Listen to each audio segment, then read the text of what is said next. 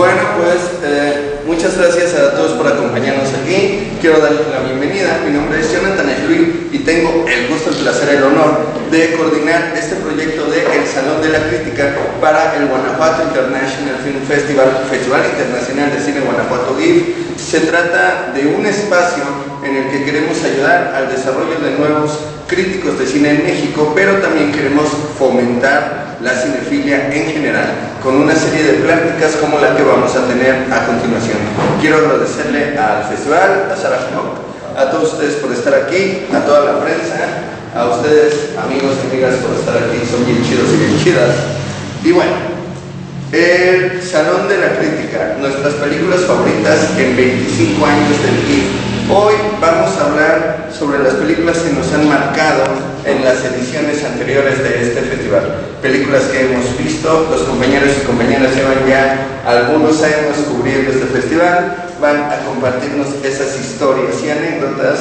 Y pues nada, paso a presentarlos, comenzando con Marcela Vargas, crítica de cine y periodista cultural. Conduce el podcast Cinematempo Mexicano. Ha colaborado en medios digitales como Chavos contra Gangsters, la Unidad de Investigaciones Periodísticas de Cultura UNAM, Gato Pardo, México.com, Cine Premier y Sector Cine. Es licenciada en Periodismo y Medios de Información por el Tecnológico de Monterrey, Campus Ciudad de México. En 2018 fue becaria de Periodismo Cultural por la Fundación GAM. Un aplauso.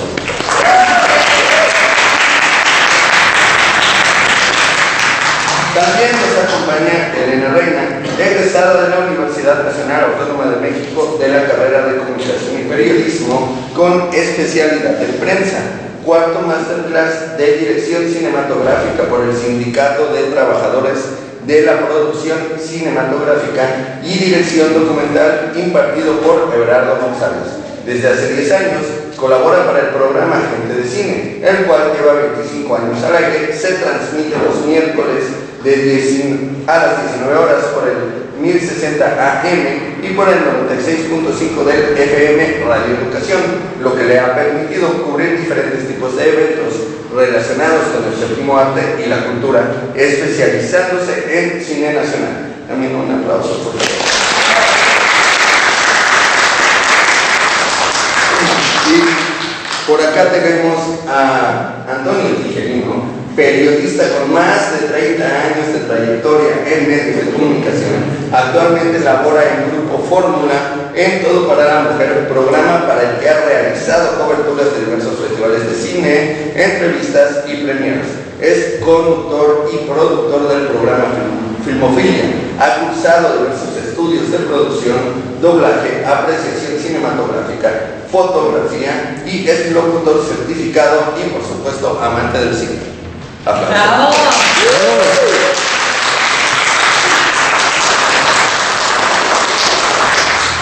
Y para terminar las presentaciones, por último, pero no por eso menos importante, todo lo contrario, Francisco Javier Quintana, crítico, periodista y docente cinematográfico, nacido en la Ciudad de México, egresado de la carrera de Ciencias de la Comunicación por parte de la Facultad de Ciencias Políticas y Sociales de la UNAM. En sus ya más de 25 años de carrera profesional, ha participado en diversos medios impresos y electrónicos. Actualmente colabora regularmente para el diario La Crónica de Hoy, para el portal Interworks y para la revista electrónica Cameo. También les pido un aplauso.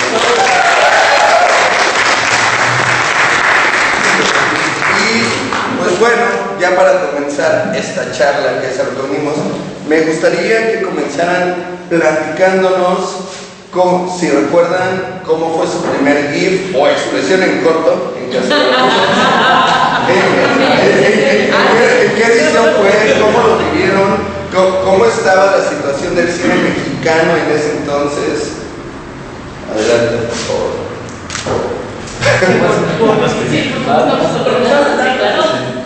Mi primer GIF además fue el primer festival de cine que cubrí, ya trabajando como periodista, porque colaboraba en la colaboración de Gato Pardo, todavía era reportera, así que bebé reportera, estaba recién graduada, y me mandaron a cubrir el GIF. Todavía fue en Guanajuato Capital, en el auditorio, la sede principal era el auditorio de Guanajuato Capital, y nada, venía así sin tener tener idea de cómo cubrir un festival, de qué hacer, pero afortunadamente caí en buenas manos, tanto por el festival, que le tengo muchísimo cariño, como porque aquí he conocido a algunos de mis mejores amigos del medio, incluidos pues, los que están aquí en esta mesa, ¿no? Pero también algunos como Nancy Mora, que en ese momento estaba en Notimex, una gran colega nuestra, que ahora dirige Revista Encuadre, y que ella fue básicamente quien me enseñó como los pininos de, mira, ahora vas a ir aquí, y aquí es donde vas a pedir las entrevistas, y acá es donde vas a ir a preguntar dónde está la sala de cosas por el estilo, o sea, como que caí en un buen momento con una generación que estaba empezando a abrirse a los reporteros jóvenes que estábamos empezando, porque un poco la verdad es que la generación de más arriba era más cerrada, y creo que llegué en un buen momento, tanto con ellos somos un poco de la misma generación de prensa que llegamos a cubrir festivales y que nos tocó ser recibidas por gente más abierta, por gente con un sentido mucho más colaborativo del periodismo. Y creo que es algo que hemos tratado de pues, darle a las nuevas generaciones que nos ha ido tocando conocer, que pues ahora mientras más van llegando, pues tratamos de ayudarles también a que cuando cubren sus primeros festivales, pues ayudarles a que se sientan como en casa, ¿no? A decirles, acá es donde preguntas por las entrevistas, acá es donde están las salas medias. Y pues sí, en ese primer GIF creo que todo era muy nuevo para mí, y ya de ahí creo que he cubierto prácticamente todo, solo en pandemia, ¿no? Pero sí he estado acá casi cada año desde entonces, y bueno, ahora acá en Irapuato, que además es una ciudad a la que le tengo un montón de cariño, así que así fue mi primer GIF. Marcela se le olvidó decir que también decía Casa la Dama de las Camelias. Ah, claro, no, por supuesto, la Dama de las Camelias, los quesadillas de afuera de la Dama de las Las Camelias. quesadillas, las gorditas de la señora. De mole con pollo, por favor. Los tacos. Sí. Mi primer festival, mi primer GIF fue en el 2013. Yo ya llevaba tiempo, como medio año en La Fuente, ni siquiera estaba contratada por Radio Educación, era practicante. Y de venir de un festival un poquito más chico, un poco más controlado, como lo era FICA en ese momento, el Festival de Cine de Acapulco, me enfrento a este monstruo, con más de 60 medios, nacionales, internacionales, locales. Y algo que recuerdo mucho de ese año es que la presencia de Darren Aronofsky y de Danny Boyle. Entonces, de FICA, que la prensa estaba muy controlada, los medios eran muy nacionales, muy chiquitos. De repente también es un monstruo como lo es GIF, y teniendo 22 años en ese momento, básicamente, espérate, ¿qué está pasando aquí, no? O sea, que está en esta situación.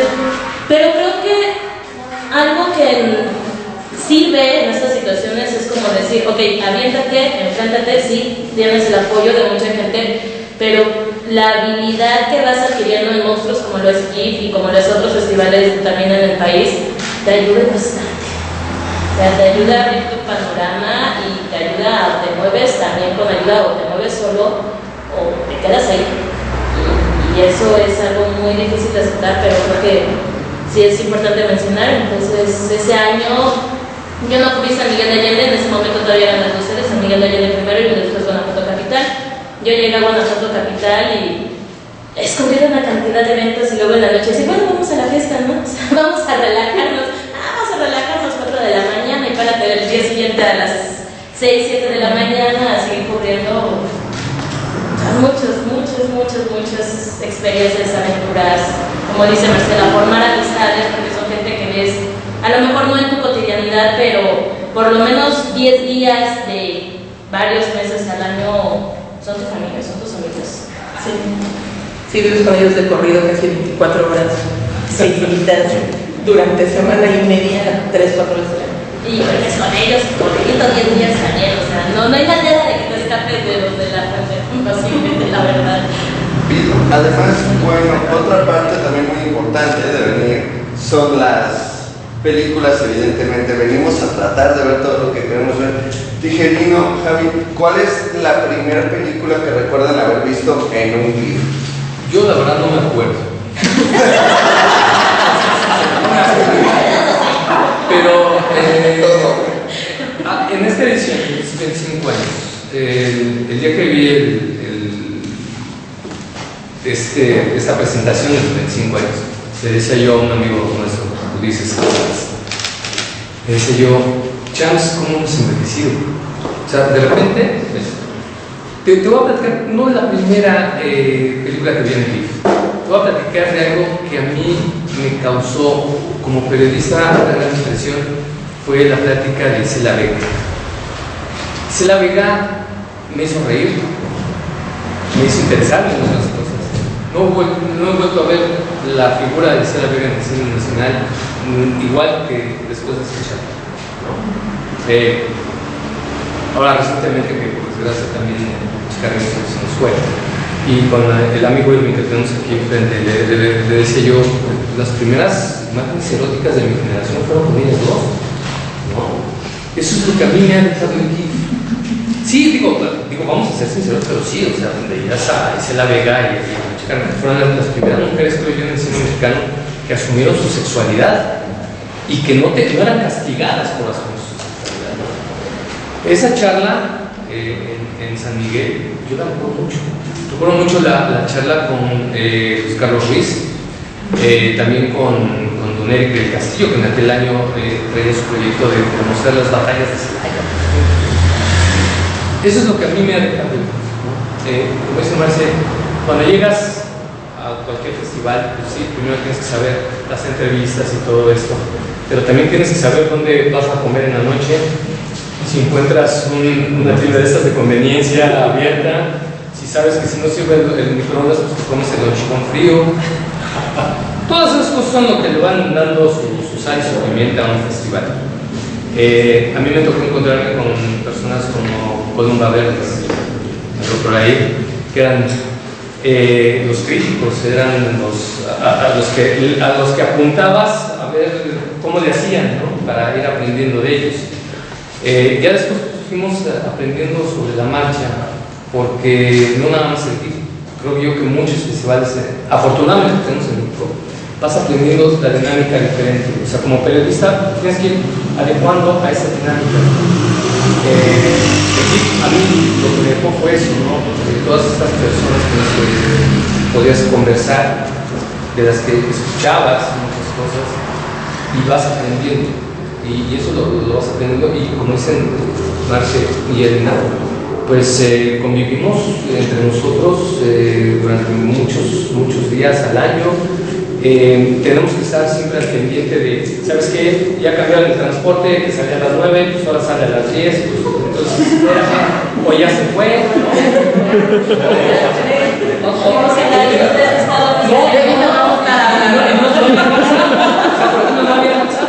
¿Cómo le hacían? O los compañeros que te hablaban, te decían, oye, voy a hacer el camino, ya llevamos una hora de caminar. Íbamos para la Ciudad de México. Ya íbamos en Bogotitlán y se iba despertando, ¿no? Hemos perdido compañeros de la prensa, cosas así. O sea, hemos perdido. También somos unos que ya se adelantaron, pero un día se perdió un poquito más se nos perdió. Nos dimos cuenta, se nos había perdido como al día siguiente, ya pudimos llegar a la ciudad. Entonces, tú me decías que la primera pregunta, no me acuerdo, la verdad, pero sí, te voy a decir una cosa, por la misma naturaleza de que yo cubro alfombras rojas y de todo eso, a mí me llama mucho el documental. Y los documentales del año pasado y las películas de la edición pasada, te voy a decir por qué me marcaron, más que 23 años más. Porque no sabíamos qué iba a pasar. Porque el año pasado lo considerábamos un milagro que se haya hecho, no nada más muchas cosas en el país, pero particularmente este.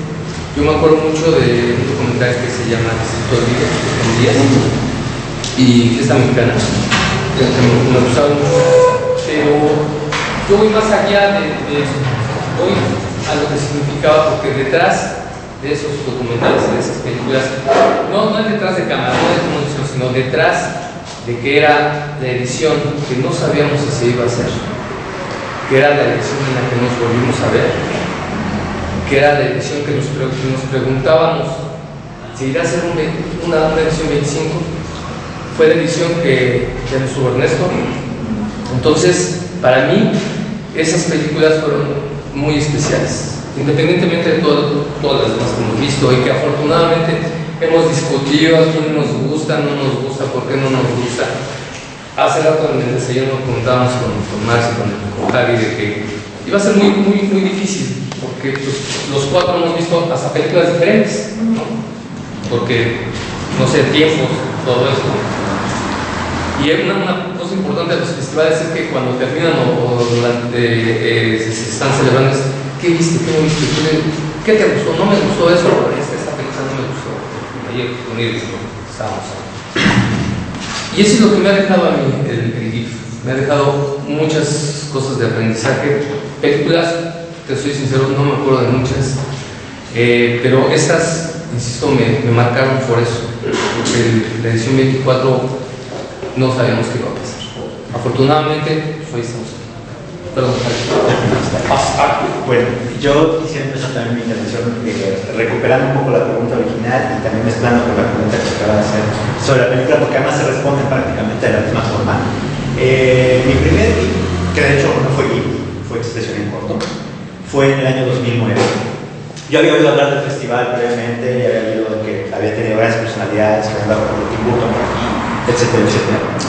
Y a mí me invitan a cubrir, a cubrir ya por fin de manera periodística el festival en 2009, que fue además, ahorita que mencionabas de las divas, si no me mal recuerdo, ese año fue el homenaje a Michi Carrero, que acaba recientemente de fallecer, por cierto, entonces es que también comparto muy bien la conversación. Y bueno, no recuerdo exactamente cuál fue el primer corto, la primera película que vi llegando al festival, pero sí recuerdo la primera película voy a decir que de formato geek que me marcó y que pues, me hizo ver que estaba yo frente a algo que iba a ser historia, ¿no? En este caso, y que además te la estamos contando con una anécdota muy divertida que la precedió. Ese año, el invitado especial era Peter Greenaway, el cineasta que además me vio mucho. Entonces, horas previas a la presentación de esta película, de la cual voy a verles ahorita brevemente, voy a dar una vuelta a una turista por la Lóndiga, andamos caminando y empiezo a subir por una calle lateral para ver por la parte de arriba de la Lóndiga, ¿no? Y voy caminando así tranquilo viendo, y en sentido contrario, bajando, viene Peter Greenaway, vestido de blanco, con su sombrerito inquieto, todo muy elegante, me quedo así pasmado porque pues cuando tienes a alguien que admiras no sabes qué decir en el momento. Lo único que atiné a decir, y hasta que ahora me sigo riendo, es ¡ay, Peter! Y Peter Greenaway, caballero como es, me responde entonces, pero sí quedé de ahí fue por ejemplo, Guy me regaló la que fue una de muchas experiencias que iba a tener posteriormente con cineastas, con artistas, con talento nacional e internacional. Esa fue la primera de la cual me acuerdo mucho. Y esa misma noche, ya nos tocó ver la que fue ahora, hablando ya sobre esto, la primera película de que me marcó, que era una cosa que hizo el propio Greenaway, porque si ustedes han seguido un poco la carrera de Greenaway, aparte de cineasta, es artista plástico y trae todos unos conceptos muy personales acerca del cine, de lo que debe ser, hacia dónde debe ir el cine, que algunos inclusive ha creado polémica porque en algún momento dado él mismo declaró al cine como muerto y que todo el mundo dice, oiga, no lo mates, pues apenas tiene 100 años, o sea, es una arte muy joven, o sea, no cumplió ni la mayoría de edad, ya lo estás matando, cosas por el estilo. Entonces, él, precisamente en esa exploración que estaba haciendo de géneros, de tratar de expandir las fronteras del cine, presenta una película muy al estilo y emulando el ejercicio que había hecho otro cineasta francés llamado Abel Gance en los años 20, con una película que tal vez algunos pueda que hayan escuchado durante la semana Napoleón. Esta película donde Abel Gance intenta por primera vez hacer que el cine se expanda, y lo intenta con una cuestión que tenía que ver con multipantallas, que tenía que ver con música en vivo y con una armada de edición, con una narrativa que se iba complementando. Era una cosa complejísima para el momento, y en ese momento pues también fue muy malentendida, lo cual en realidad pues, es que lo que habla es que Abel Gance era un cineasta muy adelantado, pero muy adelantado a su tiempo. Entonces Greenaway retoma ese espíritu de esta aventura que hace Abel Gance, y él tenía para entonces una serie de filmes, se llamaba The Sweet Cases of Tulsupan, y decide reunirlos todos y hacer una experiencia en la Lóndiga de Granaditas con, si mal no recuerdo, fueron 6 pantallas más o menos. 6 pantallas, música en vivo, cuestión multimedia, billetes, o sea, una cosa delirante. Una cosa que además creo que solamente lo hizo una sola vez, y fue aquí. Entonces, en Europa lo volvió a replicar, pero aquí en México solamente lo hizo una sola vez, y fue en el festival. Y fue, yo creo que una de las experiencias que más me marcó, de darse cuenta de para dónde iba esto, y sobre todo, pues, tener a Greenaway, tener este proyecto y todo, pues, se quedó como uno de los festivales que más recuerdo, y una de las primeras películas del entonces, de la crisálida que era en ese momento, especial y corto, que después iba a convertirse en esta gran criatura que es el GIF. Y pues, esa fue para mí la película que me marcó, y la primera película que recuerdo gratamente de estos años de estar viendo GIF. Y sí, por eso escribo, nada más como ya para cerrar, siempre nos han salvado los ojos. Pero quería decir una cosa también. Ahora que Javi comentaba de estas experimentaciones, el GIF nos ha regalado también esa magia de la aventura, de arriesgarse. ¿Se acuerdan cuando el GIF empezó con cuestiones de realidad virtual y todo el mundo le dijo a Sara, o sea, eso? Pues señores, hoy es el futuro. No, ¿qué digo el futuro? El presente del cine, ¿no? León fue a una charla donde ya ves las pantallas, ya no necesitas una pantalla verde, una pantalla desde las pantallas y realidad, ¿no? Eso también nos ha regalado el GIF, ¿no? Mostrarnos que hay que arriesgarse, que te puede salir o no la cosa, pero si no, solo hay una manera de saber, que es haciendo. Y Sara y el GIF también nos están enseñando eso, la tecnología. Son los primeros del primer festival en el que pudimos ver, era de Carlos Hagerman y el otro era Rulfo, y también hemos visto el crecimiento de muchas personas, entre ellas, bueno, varias, pero José Meléndez, por ejemplo, el actor, hoy es director y encuentra por ejemplo en el GIF un lugar donde venir y platicarte de su corto y hacer todo eso. Otro amigo que muchos tenemos en común, Julio Durán, por ejemplo, presentó su corto también, hecho durante la pandemia. Entonces, esa es otra de las características del GIF. Primero, se arriesga, y segundo, le da la oportunidad a nuevas personas, a personas que están incursionando en todo esto, y eso me parece también muy valioso, muy. Y hablando, justo que uno que tocas este tema me dice el pensamiento, ¿no? Porque justo yo quería hablar y que hablemos, sobre todo para quienes están aquí, de estos directores que han venido, tanto mexicanos como internacionales, siendo desconocidos y ahora son conocidos, y no hablo solo de conocidos en el caso de los cineastas mexicanos, también hablo en el caso de los cineastas internacionales. Dos ejemplos rápidos que quiero dar. En algún momento, en las primeras ediciones del festival, vino una directora de origen, de ascendencia china, llamada Chloe Zhao, a presentar un cortometraje chiquito que se llamaba Laurels. Bueno, esa directora hace 2 años ganó el Oscar a Mejor Directora por Nomadland. De la misma forma, con el director de la película Drive My Car. Bueno, ese director japonés vino en 2014, ganó un premio aquí en GIF, y su película, bueno, en ese entonces ganó con Happy Hour, y ahora con Drive My Car, bueno, ganó el Oscar. Y casos como ese hay muchos. También tenemos una directora, que lamentablemente se me olvidó ahorita el nombre, quien en su momento vino a presentar su primer largometraje. Bueno, ahora es la primera mujer en la historia que ha dirigido una película de Star Wars. Ryan Coogler viene en 2013 con Fruitvale Station. Quienes fueron ese año a San Miguel de Allende lo saben, estuvo platicando con todos, estuvo en las comidas, estuvo en las fiestas. Bueno, ese señor este año estrena su segunda película de Marvel, Black Panther 2. Y yo creo que un poco gracias a su experiencia en el GIF es que por ahí va a estar Tenor Huerta, me arriesgo a decir.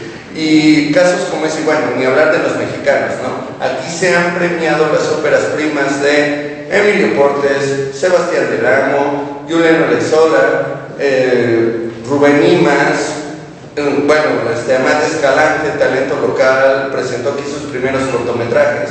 Entonces, casos como estos de crecimiento, ¿cuáles les han tocado ver a ustedes que recuerden más? Que ahora vean esas cineastas y digan, ah, sí es cierto, yo vi su primer corto en el VIVA, andaba por ahí paseando. Una de las películas de las que yo quería platicar el día de hoy es Fruitvale Station de Ryan Coogler, porque fue el segundo año que vine a cubrir el GIF, y esta semana todos mis recuerdos de Facebook son, y de todos, porque también lo estuvimos platicando ayer que veníamos incluso en el camión, todos nuestros recuerdos de Facebook de esta semana son foto de X reportero entrevistando a persona en el GIF, ¿no? Y hay una foto que a mí me gusta mucho que me tomó Mike Martínez, que no vino a cubrir este año, pero ha cubierto también con nosotros el GIF en un montón de ocasiones, que me tomó él entrevistando a Ryan Coogler en 2013 cuando vino a presentar Fruitvale Station, que además él siendo un director, un cineasta originario del área de la Bahía en California, y hace 10 años prácticamente estaba ya trabajando en cine temas como la brutalidad policíaca contra la población afroamericana, que en estos años ha sido pues foco mediático en Estados Unidos. Es decir, hace 10 años ya estaba ese tema para él, era ya muy importante hablar de eso, ¿no? Yo siempre lo ha sido, pero en los últimos 4 o 5 años ha estado en el foco de las noticias a nivel internacional. Entonces vino, presentó eso, aquí ganó como ópera prima internacional, y esa película además pudimos ver uno de los primeros papeles importantes de Michael B. Jordan, que ahora también ya es una superestrella internacional. Y me acuerdo que cuando lo entrevisté, después de hablar sobre la película, sobre todos los aspectos sociales de su película, sobre lo difícil que fue levantar los fondos para crearla, etc., le pregunté, bueno, después hablar de fútbol americano, porque él además había sido jugador en la prepa, en la universidad, ¿no? Y le pregunté que cuál era su siguiente proyecto, ¿no? Que si ya estaba trabajando algo. Y me contó como muy así en corto, pues es que estoy trabajando ahí un guión que le presenté a Sylvester Stallone, porque a lo mejor hacemos una continuación de Rocky, que fue lo que se convirtió en Creed, en esta como reboot, o pues sí, un poco reboot de la franquicia de Rocky, también con Michael B. Jordan en el protagónico. Y cuando ya eso salió en cines, yo así de, ese director me estuvo hablando de esta película cuando lo entrevisté hace un par de años, ¿no? Y me acuerdo muy bien justo de eso que dices, ¿no? Que Ryan Coogler, lo más tranquilo, lo más relajado, de hecho fue en San Miguel Allende que presentó la peli, y nos lo encontramos saliendo nosotros de una de las fiestas, que se había perdido en las calles de San Miguel, y nos ve y dice, yo los vi en la mañana, me perdí, no sé cómo llegar al after party, es en tal lugar, y nosotros así de, sí, mira, y lo acompañamos, lo tuvimos que acompañar caminando, lo depositamos en la puerta del lugar a donde iba, y ella fue, bueno, muchas gracias por traerme. Se va a perder y quién sabe dónde va a parar. Y lo tuvimos que llevar. La abuelita, que nosotros ya nos íbamos de regreso al hotel, ya nos íbamos a dormir. Y él así que no se nos estoy. Y pues no, o sea, no había todavía el nivel de tecnología del Google Maps que ahorita así de, pues está en dirección y ya vamos, ¿no? Pues fue hace 10 años. Y decía, no, pues no sabemos, pues a dónde vas, no, pues voy a tal dirección. Y ahí más o menos preguntando, pero a la 1 o 2 de la mañana, sin Ryan Coogler, sin nada más que él mismo y su persona, vagando por San Miguel de Allende porque no encontraba dónde ir. No, ya te llevamos. Ya pues, estamos ahí, nosotros nos fuimos a nuestro hotel a dormir. Pero un tipo súper lindo, súper generoso con su tiempo. Y sí, ahora es una de las grandes assets de Marvel, uno de los hombres más poderosos de Hollywood, y que ahora se está llevando talento mexicano a Oaxaca, básicamente. Esa película además no tuvo el éxito comercial que quizá en este momento tendría por la agenda política del cine en Estados Unidos. Yo creo que si esa cinta salía a estrenar ahorita, tuviera un estreno o algo, le iría en taquilla mucho mejor de lo que fue en su momento, porque toca todos los temas que hoy están vigentes en la agenda política gringa. Y sin embargo, él ya nos estaba tocando hace 10 años con una película completamente independiente, con un guión además espectacular en el que aborda de manera muy auténtica, porque además es algo que sucedió en la zona en la que él vive, en la zona en la que él creció, un caso de brutalidad policial completamente real. Entonces, para mí ver esa película aquí y poder extrapolar las situaciones que se estaban viviendo en Estados Unidos con los casos que siempre hemos visto aquí también de brutalidad policíaca, de injusticia, de impunidad, creo que también fue un intercambio cultural muy interesante. Y bueno, tener la oportunidad de platicar con él y en estos años ir viendo cómo crece su carrera y cómo crecen las carreras de las personas alrededor de él, que además se ha ido llevando, por supuesto, de proyecto en proyecto, ha sido súper interesante. Creo que algo que te da los festivales es justamente esa oportunidad, ¿no? O sea, de conocer y poder formar amistades, además de los mismos reporteros periodistas, como que nos da la oportunidad de realmente formar amistades con gente que a lo mejor no te creía, ¿no? O sea, ahorita que me preguntas, salían Ángeles Cruz, de que presentó aquí Arcángel, uno de sus cortometrajes, y ahorita ya trae Ópera Prima, que está reconocida. Y yo me pongo a pensar con Ángeles Cruz, la conocía desde antes, pero una de las mejores pláticas, sí, borracheras que he tenido en un festival fue en Guanajuato Capital, con ella, con Tenoch, con Noé Hernández. Y creo que esa es una de las grandes oportunidades que te da el cine, como que traspasar esa barrera que está en una pantalla, que cuando ves el trabajo de alguien en una pantalla dices, pues lo veo buena onda, ¿no? Y lo conoces en persona y dices, no, pero es buena onda. O todo lo contrario, hace un personaje súper fuerte o cabrón y dices, ese tipo es malísimo.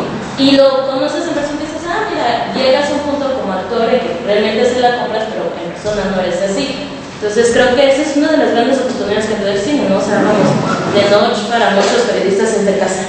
O sea, así de simple. Y algo que me acuerdo mucho alguna vez es que Tenoch fue una de las primeras personas que yo conocí ya del medio, que entrevisté también del medio, vamos, estamos hablando antes de Güeros, inclusive, y había muchas compañeras de prensa que luego me dicen, es que yo quiero conocer a Tenoch, acércate, habla con él, salúdalo, es que acércate, es un cabrón buenísima onda, no te va a decir que no te va a negar la palabra en ningún momento, ¿no?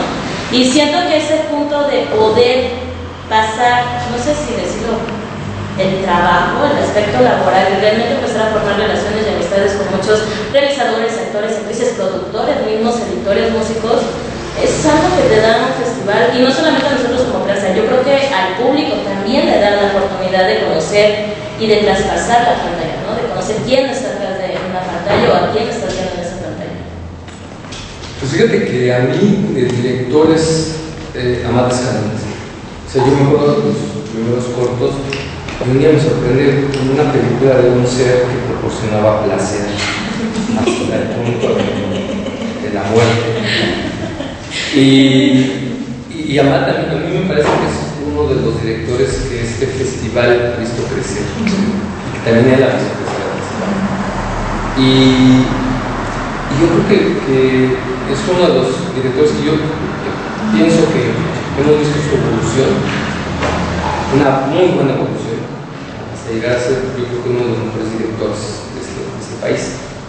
En cuanto a lo que dice Elena, pues, yo soy otro de los que tuve la oportunidad mucho de convivir con Tenoch, por ejemplo, ¿no?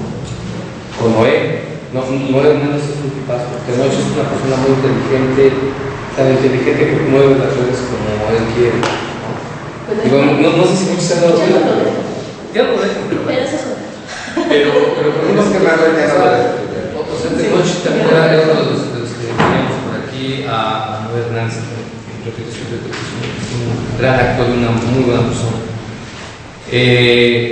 Ángeles Cruz, que mencionaron también, yo recuerdo que Irving y yo nos quedamos muy sorprendidos cuando vimos Tamayo Tamayo. O sea, un gran trabajo ahora con un nuevo mixtape.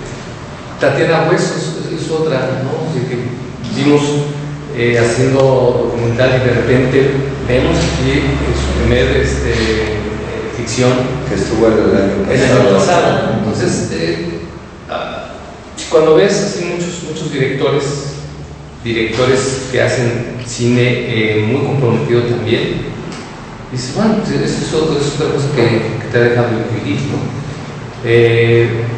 Ver a grandes directores, ver a grandes actores y todo eso, pues, o sea, todavía me sorprende todo, de repente ver en una plaza y dices, mira, este changuito yo lo conozco. Pero conocer también ya como personas a otro de otra forma, ¿no? De Noche, de Noé. Pues eso también, no nada más como periodista, como persona también te permite acercarte a personas que ven la vida también desde otro ángulo, desde otro punto de vista. Y eso también creo que nos enriquece como personas y también sobre todo como profesionales, ¿no? Hay una cosa que creo que tienen los festivales de cine también, es que siempre existe un gran respeto. O sea, cuando estamos en una ropa, cuando estamos en un chacaleo, hay mucho respeto hacia a quien tienes enfrente de la cámara, enfrente del micrófono. Lo que no sucede, por desgracia, en otras partes, ¿no? Aquí muchos compañeros nos conocemos, nos echamos la mano. A ver, si quieres, me hago un dedito para que me montes tu tripié. A ver, préstame el micrófono si no alcanzas. Todo ese tipo de cosas se van generando, ¿no? Sabes que no puedo ir a una plática, pero pues aquí te mando una foto también. Eso también te da los festivales. Y ahí es donde creo que entra esta cuestión de un compañero que desgraciadamente no está con nosotros, Carlos Alberto Barajas, en decir, pues esta es la magia del cine. Esa frase que él alguna vez dijo, para justificar una mala película. O esta es la magia del cine y si lo encuentras, ¿no? Sí, porque como le gustaba justificar malas películas, la verdad. Sí. Esa frase creo que se nos quedó a muchos. Ok. Yo agregaría solamente a todo lo que han dicho mis compañeros ahorita, de los nombres, sobre todo los nombres que tienen que ver con esta industria del cine nacional que pues ha ido a lo largo de estos años creciendo, desarrollándose y diversificándose. Y hablando precisamente de esta cuestión de ver directores crecer y llegar, yo mencionaría dos más, aparte que también además tuvieron su ópera prima y la presentaron dentro de GIF. Uno de ellos es Edgar Nito, que pues presentó aquí Huachicolero, una película que además pues ahora sí que le costó sangre, sudor y lágrimas sacarla y Huachicolero para poder hacer la película, que además a Nito pues sí lo vimos creciendo desde cortos, por ahí en México Bárbaro, por ejemplo. Masacre en San José. Masacre en San José, además que derecho, Masacre en San José. Y encontrar ya que logra hacer su ópera prima, una ópera prima bastante notable, pues fue una gran sorpresa, ¿no? De verlo llegar acá, que además tuvo aquí su lanzamiento internacional, ¿no? Y por otro lado, una que también que me parece que es una película mexicana de las mejorcitas que se han hecho en estos últimos años, y que vino de otra persona que venía de ser sonido, que era Axel Musso. Entonces hizo una maravillosa ópera prima llamada Noches de Julio. Sí. Y si por ahí la ven, se la recomiendo ampliamente. Con José Menéndez ahí. Es una gran persona. Sí, también. Y que la verdad llegamos así como de vamos a ver qué hacer. Y la sorpresa fue muy grata.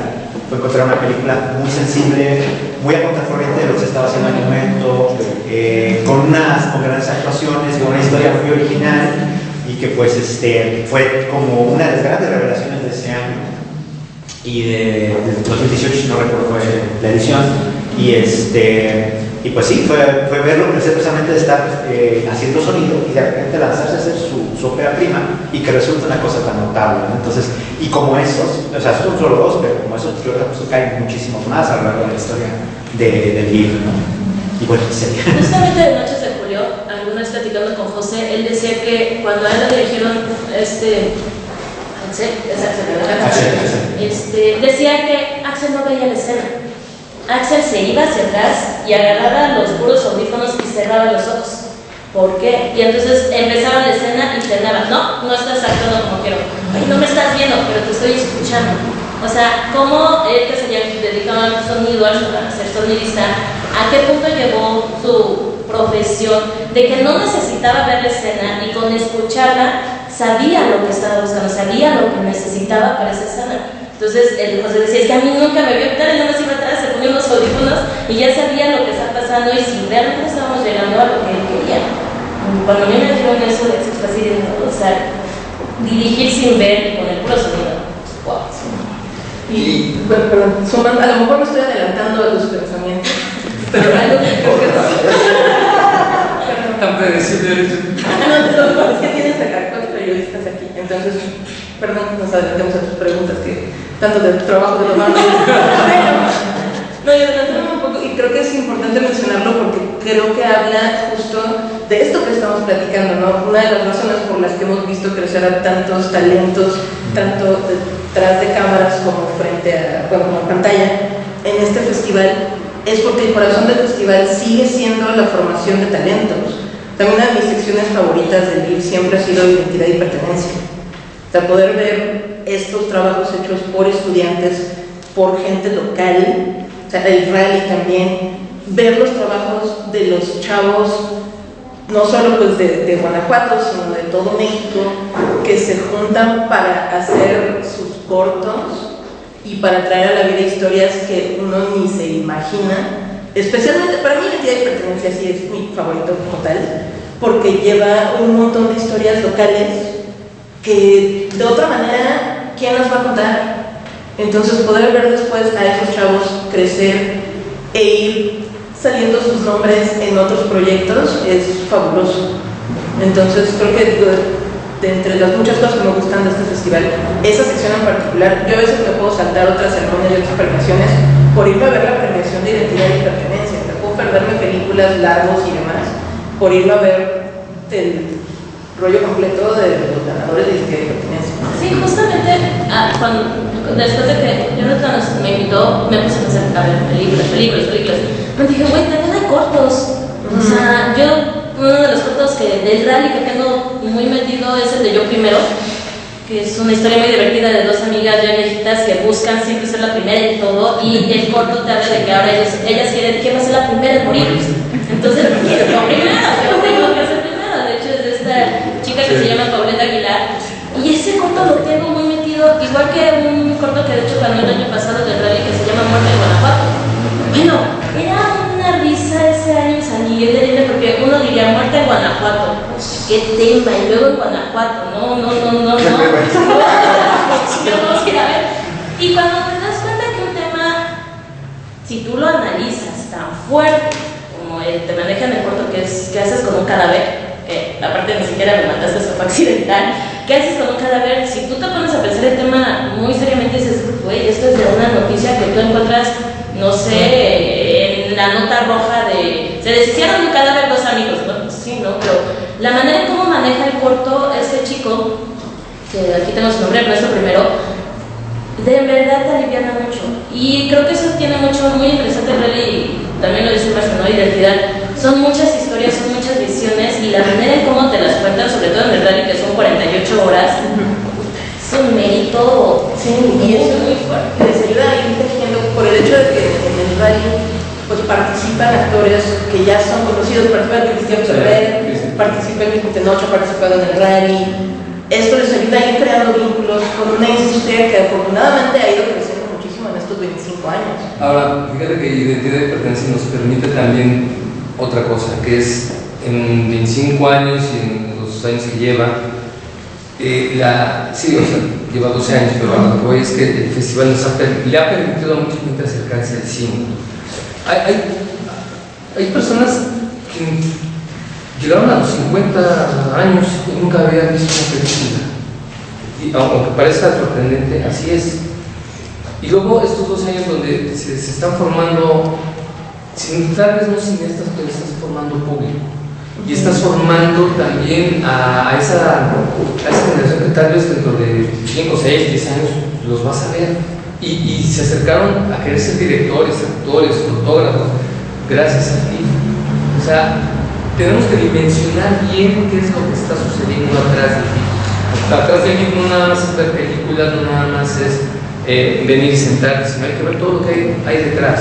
Yo recuerdo un corto, no recuerdo su nombre, donde un chavo mostraba la vida de los extranjeros en Guanajuato, coreanos, japoneses. Oye, pues sí es cierto, porque nunca nos podemos saber. la vida de estas personas que tuvieron que emigrar por trabajo, por lo que tú quieras, Imanes. Y este chavo encontró un tema que estaba ahí, claro es que a nadie se le había ocurrido, y hace nomás un corto, pero con esta pertenencia de están en Guanajuato, viven aquí, trabajan aquí, sus hijos ya nacieron, ya crecieron, y tal vez se vayan. Todas esas cosas creo que detrás del son también muy importantes, ¿no? Y solamente lo descubres viniendo, conociendo, viendo a ver qué es lo que sucede, viniendo a ver lo que decíamos de Pose, de Tenoch, de todos. Gente que también están bien agradecidas con el GIF, fíjate. El caso de Tenoch, el caso de Cristian, que se subieron al rally hace muchos años. Yo no sé si ahorita Tenoch, después de andar corriendo, pues se subiría a un carro, ¿no? Hacer un corte en 48. No sé, no lo saben, pero es que Sí. solo hay una forma de saberlo, ¿no? Sí. Evitar que venga. Hay que pasarnos un mensaje. Justo el festival, como bien mencionan, bueno, Expresión en Corto, un resumen rápido. Expresión en Corto nace en 1998. A finales de los años 90 había quien decía que el cine en México, las producciones mexicanas estaban a punto de morir. Entonces, Sarah Hawk y otro grupo de soñadores tienen la idea de no va a morir, y tan no va a morir que no solo voy a hacer un festival de cine, voy a hacer un festival de cine de puros cortometrajes, que todos eran como, a ver, nadie ve las películas en el cine, las 3 que se hacen. ¿Tú cómo crees que la gente va a ir a ver un cortometraje?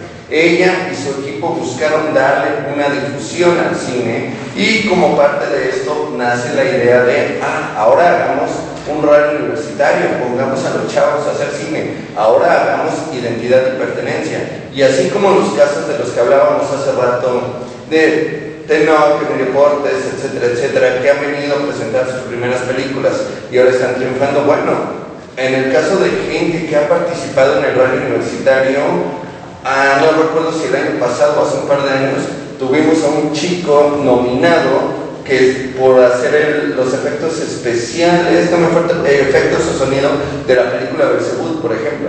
Pero fue un chavo que su primer trabajo cinematográfico fue aquí, en el rally universitario, en GIF, y esta parte de formación GIF es muy, muy importante.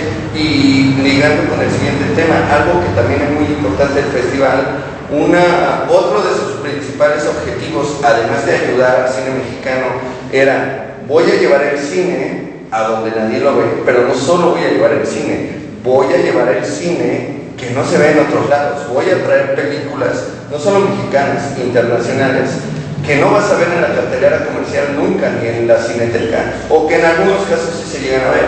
Entonces, aquí a mí me gustaría, y yo voy a comenzar con mi top 3, que me recomendara cada uno, o nos recomendara más bien a todos, películas que si es que yo también las veo, películas que han visto solamente en el festival y que se acuerden de haberlas visto y que las recomendarían. Yo, por ejemplo, bueno, hay un documental muy bueno, un documental que se llama Heavy Metal en Bagdad. Se presentó aquí en 2008, lo vino a presentar Spike Jonze, quien era el productor, además de ser el homenajeado de ese año. Es un documental sobre una banda en Siria que toca metal en su sótano mientras literalmente los están bombardeando, que además, por tocar metal en ese país te cortan la cabeza, literalmente. Luego, otra película que vi que también tiene que ver con el rock, hace 2 años, en 2020, La Noche de la Bestia, la historia de 2 chavitos que cuando va Iron Maiden por primera vez a Colombia, quieren ir a ver a Iron Maiden, a una banda de metal, basada en las anécdotas del director y del productor. Y por último, y que me parece se presenta, está en Cinemex, si pueden vayan a verla, Unicorn Wars, Las Guerras de los Unicornios. Es una película que es como si fuera Apocalipsis Now, de Francis Ford Coppola, una película que muestra los horrores de la guerra, pero es animada y los soldados son unos ositos, como si fueran los ositos cariñositos, y pelean a muerte, literalmente a muerte, contra unicornios. O sea, van a ir a ver ositos teniendo estrés postraumático de la guerra. Y estoy seguro que nadie más lo va a estrenar. Entonces, casos así, películas que puedan recomendarnos. Yo empezaría con una que, no sé si tenga 3, porque hay algo muy interesante que yo creo que GIF es el único que tiene que GIF sí permite que el estreno, o sea, no te obliga a que el estreno de tu película sea aquí. Y creo que eso ayuda a que películas que vienen de otros festivales como Morelia, Guadalajara o Cabos también se puedan ver aquí sin esa obligación de es que tiene que ser tu estreno en mi festival. Pues no, o sea, creo que GIF no tiene eso y eso ayuda bastante. Pero yo estrictamente, hay una que vimos el año pasado que se llama Los Hermosos Vencidos, de Guillermo Magariños. No la parte de ver en otra parte, y es una película que vimos en León, si no me equivoco, ¿se fue León? Es una historia sencilla, con un trastorno muy complicado, es una... Otra vez hablemos de cada vez. Sí. O de cabezas. Son dos chicos que no se conocen y que tienen la misión de ir a entregar una cabeza de alguien que mataron, alguien más, ellos no. Entonces es todo este road trip de estos dos chicos que no se conocen, una chica y un chico, y cómo van formando su relación, o sea, van creciendo una relación más allá de amor o de atracción, o sea, van formando una relación. Y es una película que yo no he visto anunciada en ninguna parte, que no he visto que traiga otro festival, y siento que es una película muy interesante. Divino mencionó otra también hace poco, que ahorita también me vino a la mente, que es Fiesta Americana. Es un documental muy interesante, que te habla de la fiesta brava, pero desde un sentido de qué es la muerte para el mexicano, ¿no? O sea, y es algo que también le contaba el director, todo el mundo habla, cuando habla de la fiesta brava, pues se va inmediatamente a esto, a la otra, aquí. Y él decía, es que no, ¿por qué no vemos el contexto de la muerte como mexicanos que vemos, ¿no? O sea, tiene lo de la fiesta brava, tiene también como ven los huicholes, son los huicholes, ¿verdad? Los huicholes. Como ven ellos el concepto de la muerte también, o sea, y son dos películas que yo no he vuelto a ver anunciadas en ninguna otra parte, ¿no? Y es cuando dices, híjole, qué pena que películas que se presentan solamente una o dos veces en un festival no salen, o que no tenga la oportunidad más gente de verlos. Es muy, muy triste que llegue a suceder con producciones, sobre todo con estas dos que mencioné, que aparte son nacionales, o sea, no me estoy yendo a películas extranjeras, sino son nacionales, que dices, bueno, una extranjera, pues a lo mejor Unique Awards la pones en Cuevana, Unique Awards, y en algún momento te va a salir, y en algún momento la vas a encontrar, medios alternativos. Medios alternativos. En el festival de cine de Torrento. Ahí es donde viene el momento de edítenlo, por favor. Entonces, pero películas nacionales, vamos, ¿dónde vamos a poder encontrar los hermosos vencidos? Precisamente Los Hermosos Vencidos, Fiesta Nacional, Fiesta Nacional. Distrito Olvido, entonces que me parece un gran documental. Recuerdo que hay la narración, porque él tiene esta enorme sensibilidad de oír nada más la narración de una violación, y que una chica de 16 años, cuando la terminan de violar, se preocupa más de no quedar embarazada del acto que acaba de suceder, ¿no? Bueno, la película inaugural del año pasado, Canto Swan Song, me pareció extraordinaria. Yo no sé si se vaya a estrenar o no sé. Ya está directo, ¿no? De hecho, No, entonces, bueno, pero son de esas películas que pues, muchas veces no las vas a ver en ningún lado, ¿no? Esto que dice Elena de Fiesta Nacional también era, son como tres historias, y la otra es Iztapalapa, ¿no? Que es Iztapalapa. La fiesta taurina la vemos desde los ojos del hijo de un torero que se suicida, entonces vemos ahí ya otro punto, que no es el que estamos acostumbrados de la fiesta brava, sino otro, ¿no? Entonces todas estas muchas películas más solamente las vamos a poder ver en el GIF o en festivales. Otras, de otro modo, no las vas a ver. Por eso es la necesidad de que la gente vaya a las funciones, de que las salas estén llenas, porque, digo, aparte, muchas veces no tenemos nada mejor que hacer, vamos al cine, ¿no? Y a poder ver trabajos desde estudiantes hasta trabajos de directores encumbrados, que yo soy enemigo de... Vea la película de tal director que dirigió tal cosa. Esto es como el béisbol, te paras y a veces tratas de 500 y a veces te poncha. Lo que quiere decir que igual la siguiente película pues no es buena. así hayas hecho una gran película anterior, pero solo hay una manera de saber, hay que irla a ver. Por eso, esa es la necesidad de nosotros como periodistas, lo platicábamos el domingo pasado, ¿te acuerdas? Con los realizadores. Esa es la necesidad de que la gente vaya a ver la película.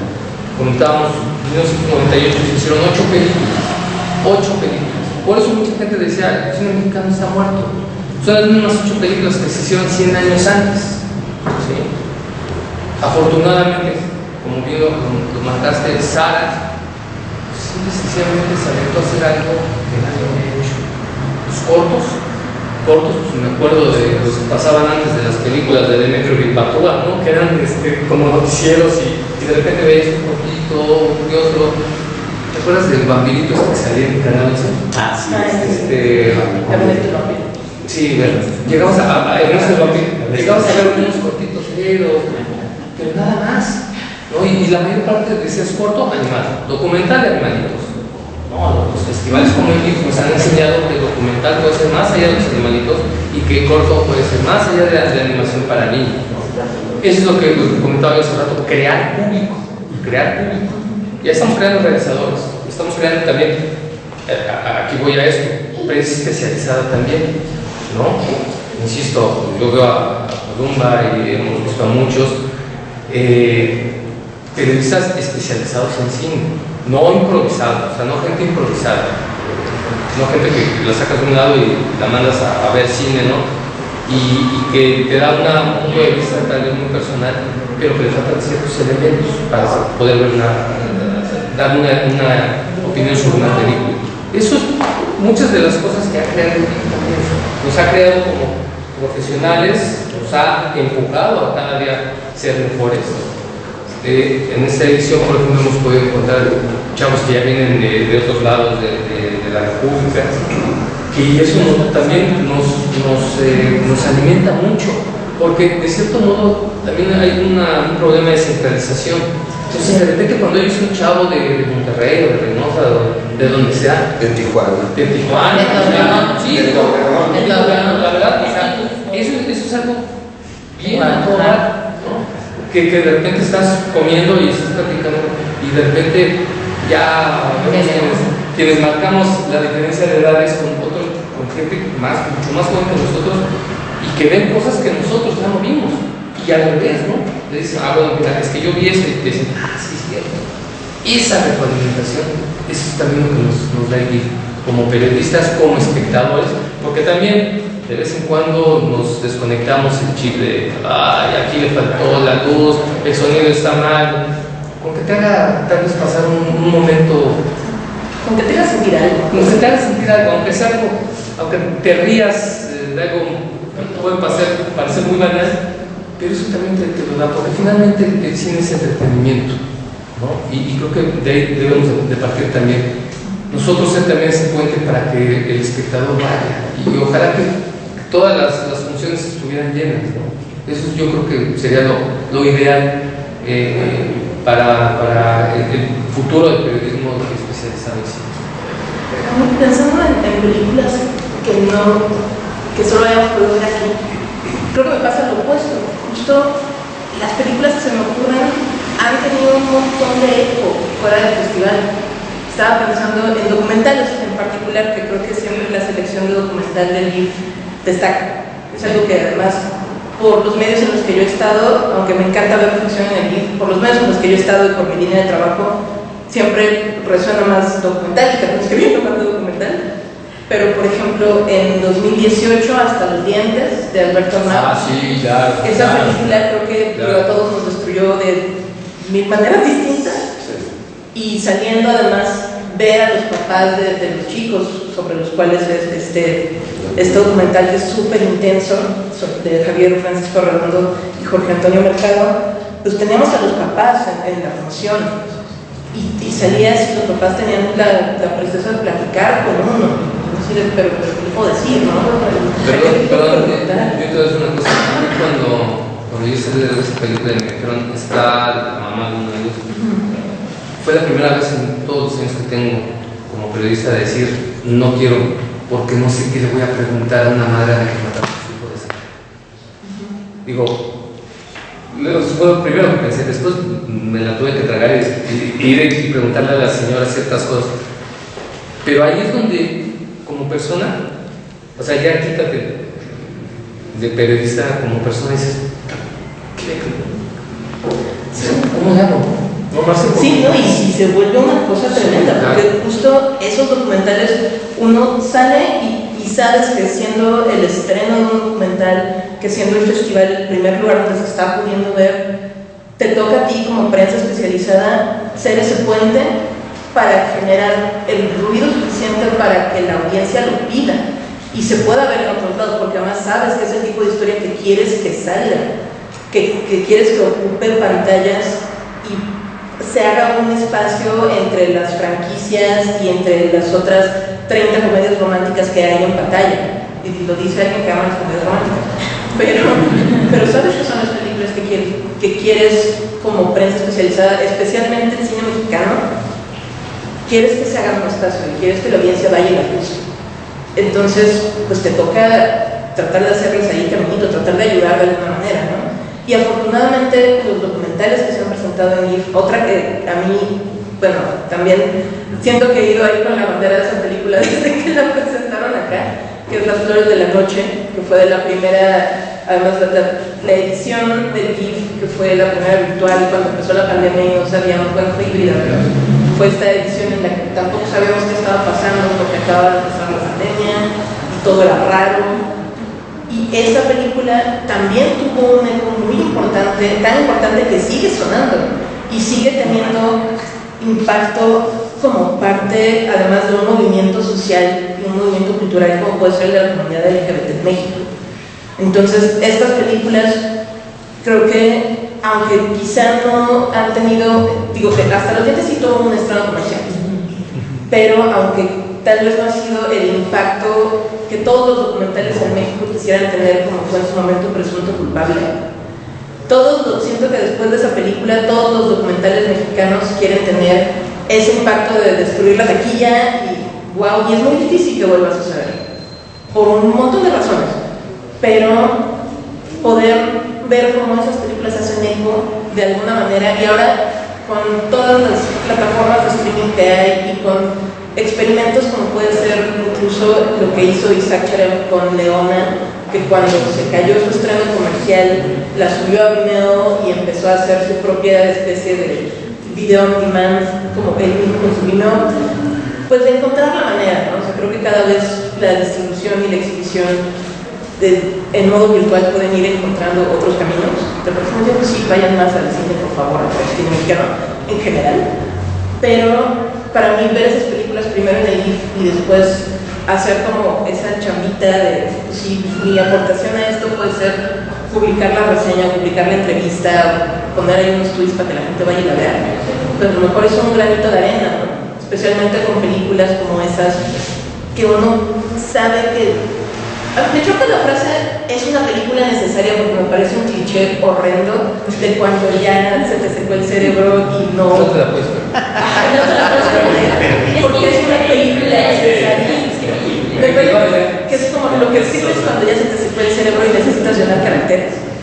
Pero que sí sabes que pueden decirle algo, pueden interpelar a la sociedad de ese momento. Pasa con algunas películas como estas, ¿no? Como Hasta los Dientes, como Las Flores de la Noche, que tuvieron su primera oportunidad en este festival. Esas, y ya como en algo más bien de la ficción, y que también es de una peli de hace casi 10 años, que no tengo ni idea de dónde se puede ver ahora, que es Beasts of the Southern Wild, de Ben Seidling, que es una película de cine fantástico, maravillosa, que el título en español, cuando la distribuyeron, le pusieron Una niña maravillosa, que me parece el título más cliché y horrendo de la historia, porque no dice nada de la película, pero es imperdible. ¿Cuándo te la puedes perder? Pero esa película fue, creo que, de las más interesantes que pudimos ver en ese año, porque si bien también tocaba temas sociales, lo hacía desde la perspectiva imaginativa de una niña chiquita, una niña de 4 años. Estuvo en alguna plataforma algunos meses, ya no tengo idea de dónde se puede ver, no sé si sigue en línea, pero esa película en particular, con ese director que además ya no sé qué hizo de su vida, no sé si sigue dirigiendo, no sé qué hace. Él vino ese año Él vino a ese presentar año, esa dio película. entrevistas. Esa película después estuvo nominada a 4 Oscars. Y él, porque bueno, aquí en el festival somos fans de él. Él estrenó otra película que se llama Wendy, fue apenas su segundo largometraje. Esa la tuvimos hace 2 años, en el 2020, en Autocinema. Y sí, literal, no ha vuelto a hacer nada, lamentablemente búsquenlo, por favor. Sí, porque es bueno, tiene una, pues sí tiene una imaginación muy interesante, tenía un estilo narrativo como mucho más siento latinoamericano que gringo, o bueno, que anglo-sajono, para abrir más de esta cultura, pero tenía una cosa muy de realismo mágico que se nutría muy bien y que empataba muy bien con las otras películas de ficción que vimos aquí. Y esa película es... Fíjate que ahora que Marce dice de las comedias románticas, Ana Rojas, productora, justo aquí en el GIF, una vez me dijo algo, es que, y regresando un poquito a 1998, es que deben de existir las películas de comedia romántica, tienen que existir las películas de Derbez, ¿sí? Por un lado y por el otro tienen que existir las películas de Mar, para que exista un equilibrio en la industria. Mucha gente critica estas películas de comedias románticas porque son fáciles de hacer, pero se les olvida una cosa: atrás de esas películas hay familias que comen. ¿Por qué? Por algo muy simple. El que trabaja en cine bien lo sabe, trabaja por proyecto, no tiene un sueldo mensual, no va a la quincena y saca del cajero, no. Es más, muchos de ellos lo hacen por cuates. Muchos de ellos le dice el productor, ¿sabes qué? Tengo 10 pesos. Bueno, pues dame un peso y te hago la fotografía. Y muchos de ellos le hacen la fotografía, el catering, limpian los baños.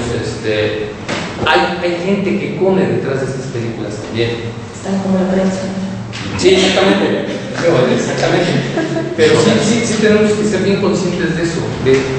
Sí, tal vez no te gustan las comedias románticas que hace Marta y Gareda, está bien si no te gustan. Pero hay que ver que también ella le da trabajo a muchas personas, que muchos de esos representan familias y que también representa el crear una industria. Vamos, el periodista que te diga, es que yo desde que era pequeño leía Tarkovsky.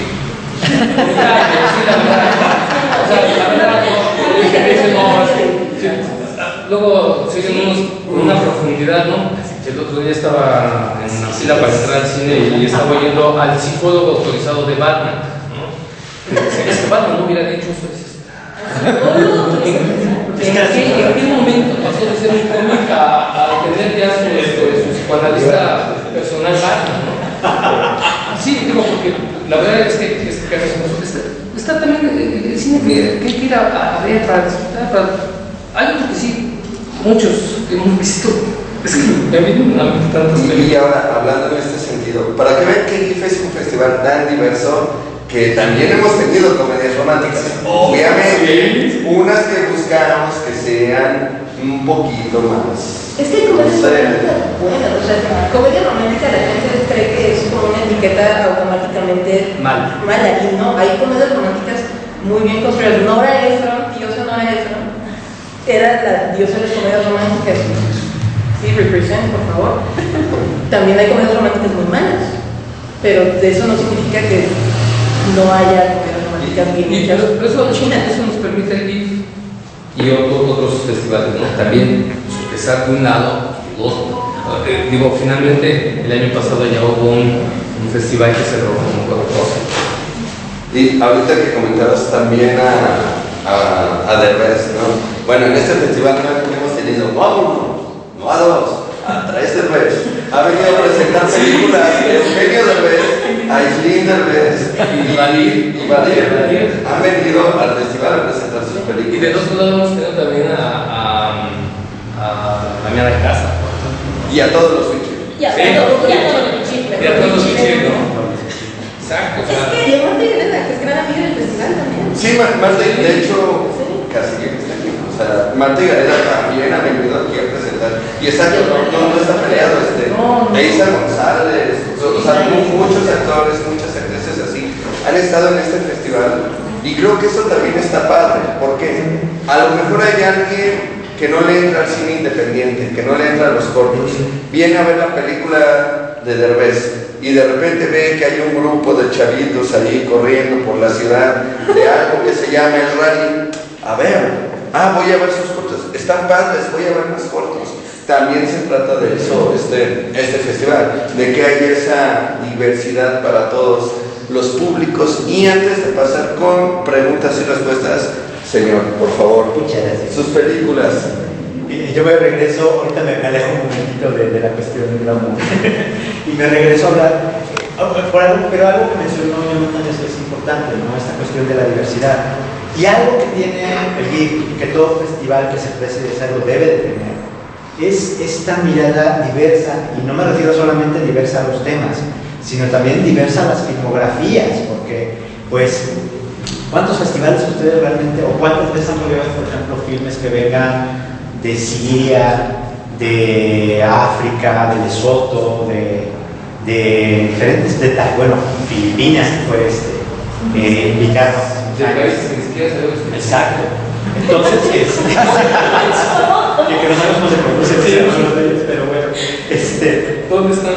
de hecho tengo todavía dudas con cómo se escribe uno de ellos, pero ok, el caso es que pues precisamente mis favoritas, o sea, bueno, de mis favoritas también, hay algunas que han estado precisamente dentro de este abanico y que sí me gustaría mencionar porque además son películas que pues hasta la fecha no he visto que estrenen en ningún lado o que se encuentren en alguna plataforma, ¿no?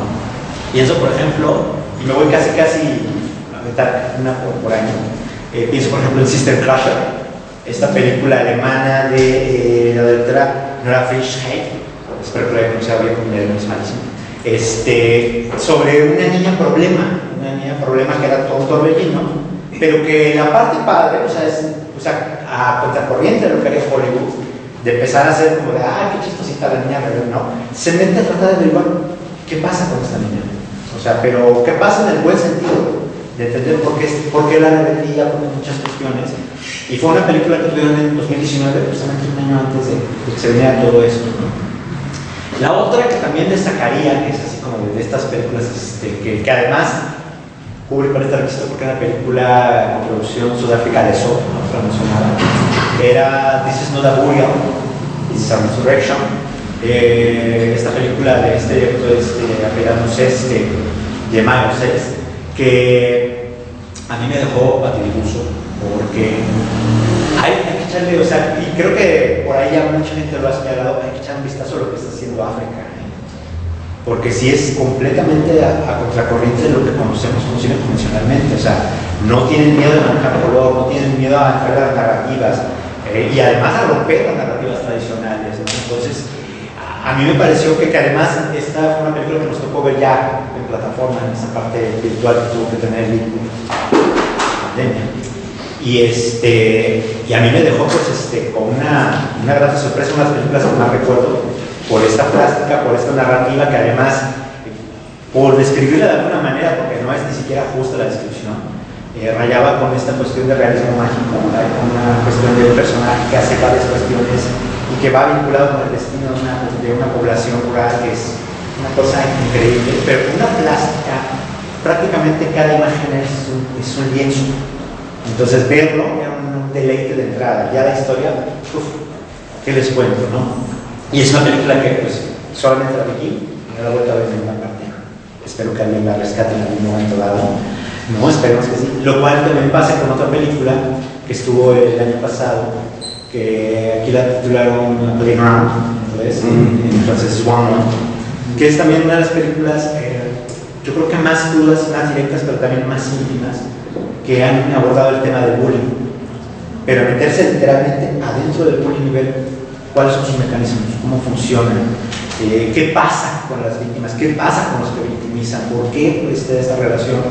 Es una película que a mí me dejó estremecido, o sea, porque sí te estremeces y que además la narrativa cantante no la llevan los adultos, porque además los adultos quedan como pasa precisamente en los casos de bullying, como muy afuera, porque no entienden cómo manejarlo, cómo trabajarlo. Y entonces se va sobre los niños, sobre lo que está pasando con los niños, el mecanismo de lo que está ocurriendo con los niños.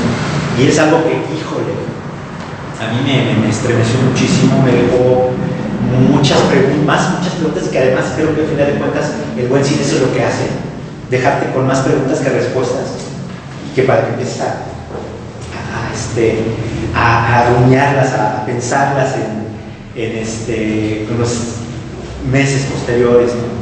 Y ya para acabar, ya para no tener que nos pasar esa parte, acabo de encontrar precisamente en este GIF mi película favorita de este año, que yo creo que también, aparte de mi película favorita, que también es de las que voy a comprar mucho este GIF, Timekeepers of Eternity. Es una cosa, mira, yo la fuimos a ver en esta función de medianoche en el cementerio, allá en San en San Miguel. No me esperaba lo que iba a encontrar, no me esperaba lo que encontramos, mejor dicho. Aristotelis Maracos, un director griego, es el que hace esta película, pero híjole, la narrativa puede ser, o sea, la historia, la anécdota puede parecer estar sacada en un capítulo de Twilight Zone, así tal cual, pero lo importante es cómo lo cuenta, y lo hace con una técnica que pareciera literal que se está rompiendo la pantalla cada segundo, ¿no? O sea, que la pantalla se desgarra como si fueran hojas de papel, y va jugando con todo esto, con esta narrativa para transiciones, para esto. O sea, el lenguaje cinematográfico es una cosa que te deja así, con la mandíbula al piso, ¿no? Y en cuanto a la manera en que lo va presentando, la manera en que va narrando y la imaginativa que va teniendo con la propia historia, pues a mí me dejó así de, híjole, no, ¿qué es esta maravilla? ¿No? O sea, es una joyita que encontramos allí. Y que además, para que además les pique más la curiosidad, hay un pequeño cambio de Stephen King por ahí. Entonces, yo creo que sí, así se volvió con unas películas que espero que en algún momento dado alguien rescate, recupere de alguna parte y que puedan verla, ¿no? Pero si le tienen oportunidad de ver Timekeepers of Eternity, véanla, no se van a arrepentir. Y además dura bien poquito. 1:10. 1:10. Y es el panteón. Y una historia es que te tiene así. Además, todo el tiempo con la historia se ve que demonios está pasando. Estoy pensando si va a estar aquí en Irapuato. Según yo sí. Chequen la programación y si vayan a verla. Y bueno, ahora también vamos a la bonita sección de preguntas y respuestas. Si alguien tiene alguna duda, una pregunta. Pues entrada, es muy agradable ver a compañeros del medio enfrente siempre, a don Javier, Gracias. a don Antonio, don Marce, Elenita. O sea, en verdad es un placer tenerlos siempre enfrente, escucharlos hablar. Y bueno, hemos hablado de las películas favoritas del GIF. Yo se los había avisado, se había dicho. Quiero títulos, por lo menos uno. Quiero saber cuál ha sido su peor cinta vista en el GIF.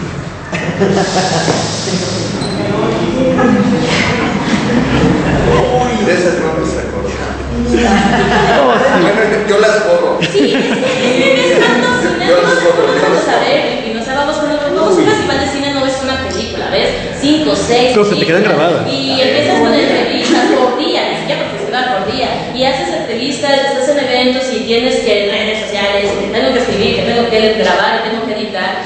Creo que hay veces en que cuando ves una mala película, liberas el disfrute. O sea, como que dices, ok, esto ya lo vi. Y te reseteas. Y se va para afuera. Y aparte, creo que aquí es, no sé si lo mencionó Javier o no, a veces una mala película de un director no siempre, no puede definir su carrera, ¿no? O sea, y entonces como que decir, es que esta mala película, y señalar un título como tal de, es que este título es una mala película, para mí puede ser una mala película, pero va a haber alguien que va a decir, fue la mejor película que he visto en la noche, y me enseñó, y qué buena historia, y el papá, y la hija, o sea, lo van a hacer. Por eso mi pregunta fue, como críticos, ¿cuál es la peor? Porque eso sí lo pueden tener, independientemente de la opinión de otros. No quiero que te vayas por la rama. O sea, lo que dice Elena creo que tiene mucha razón. O sea, como hace rato me preguntó Diego, de mi primera película de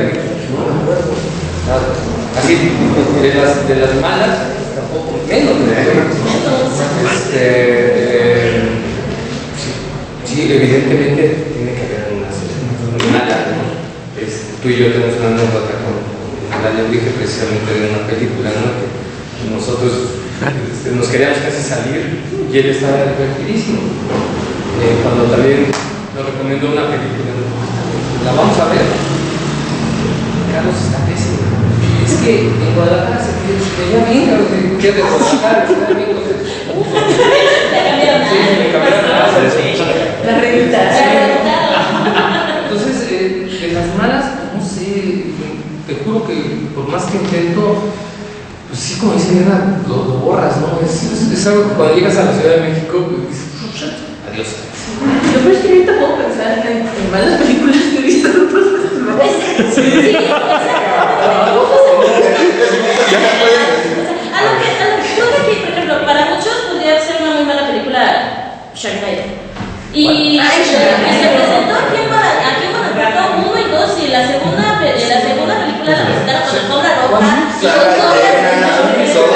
Tiburón de la cobra. Pero para mí es una cosa que dices, guau, es muy divertida. O sea, estéticamente sí podemos pensar en encima. Pero me parece una mala película.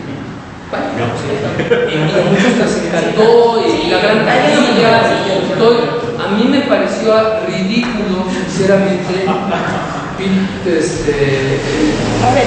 Maverick. O sea, unas cosas ridículas, un F-14 que tienen los rusos guardados ahí para que ellos, o sea, no, simple y sencillamente se me hace ridículo, perdón, a los que les gustó, perdón, pero... Bueno, mira, ahí tenemos un buen pretexto para invitar a Tom Cruise a venir. Sí, o sea, que venga, o sea, que venga y que nos platique por qué, en qué momento. si vas a Tom Cruise, hay que preguntarle cómo fue que te dirigiera a Stanley Kubrick, ¿por qué? ¿No? Sí, O sea, a ver, en esa de Maverick, le tiene que atinar a un blanco de 3 metros. Ya lo vimos en Star Wars. El piloto que va ahí, padre, que hay el piloto, ya lo vimos en Star Wars. Cuando le va a disparar el helicóptero y llega el otro, y ya lo vimos con el Capitán Solo. O sea, vamos, a mí no me gustó, pero sí te digo, respetable, que si le haya gustado. Sí, Nada más yo contar una, porque además es muy divertido, porque es una película que a lo mejor realmente no fue muy buena, pero en el momento, en el festival, en el contexto, es curioso porque se volvió memorable. Y esta película fue Yesterday.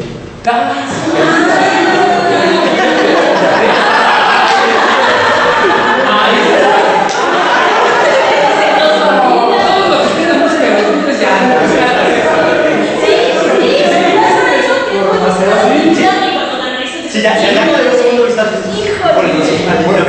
Bueno, pero unos años antes estaba Dani Boy, entonces se compensó. No, mira, tiene cosas muy divertidas. O sea, el chiste de Oasis lo agradecí muchísimo. O sea, decir es como Oasis, gracias. Alguien lo tenía que decir. Hola chicos, ¿qué tal? Un gusto verlos. Bueno, rapidísimo, tengo muchos, y van a salir muchas películas, algunas en el caso de Moronga, fue muy peculiar, cómo nos recibieron, cómo nos vieron. Pero bueno, mi pregunta va a ser muy sintética esto. El GIF se ha convertido como un festival de nicho, y me gustaría que en estos 25 años, ¿cómo me transformó a ustedes la mirada de hacer la crítica, de hacer la reseña, de hablar, su manera peculiar hoy día, de ver el cine con esta transformación digital, de soportar influencers, de pasar por todo este boom que estamos viviendo ahora en esta realidad?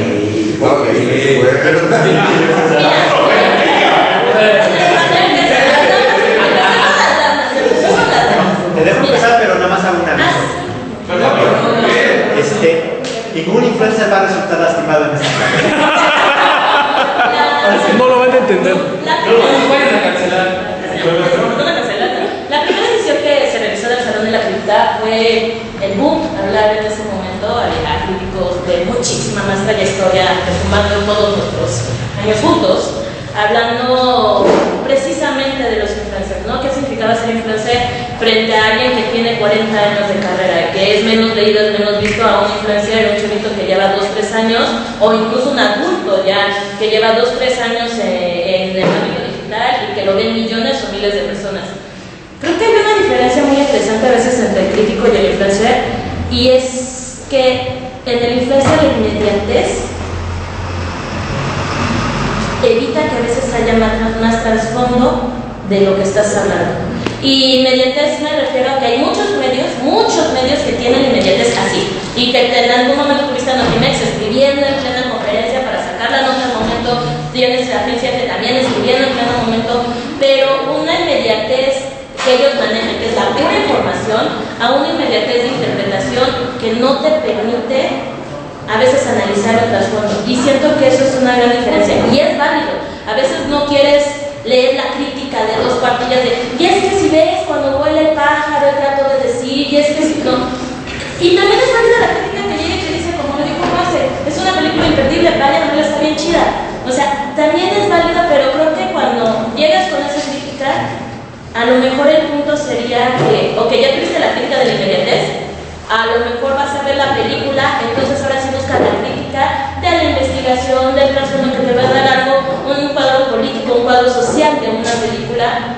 Entonces creo que ese podría ser el camino, ¿no? La inmediatez de un influencer así te lleva a ver la película y ya después de ver la película buscar realmente la crítica más profunda, más, no lo voy a decir especializada, pero por lo menos sí más profunda de una película.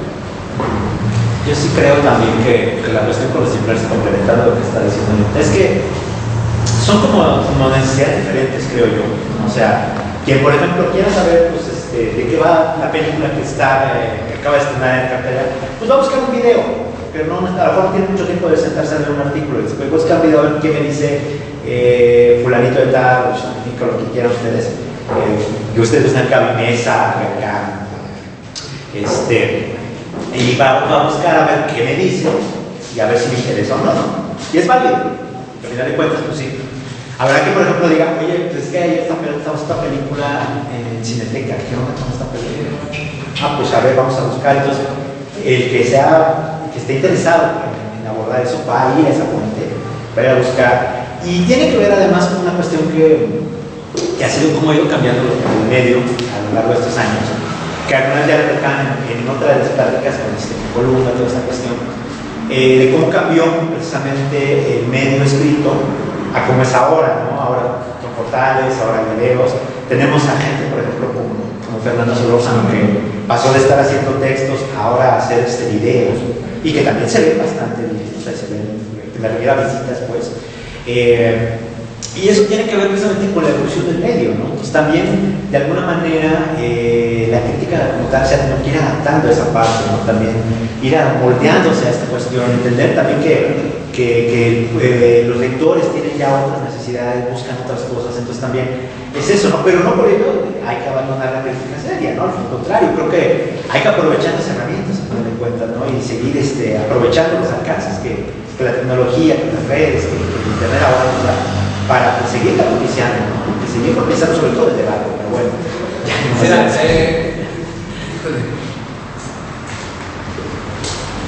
Va a sonar raro, pero te voy a decir que esto es como cuando Luis Miguel sacó sus boleros, sus discos de bolero.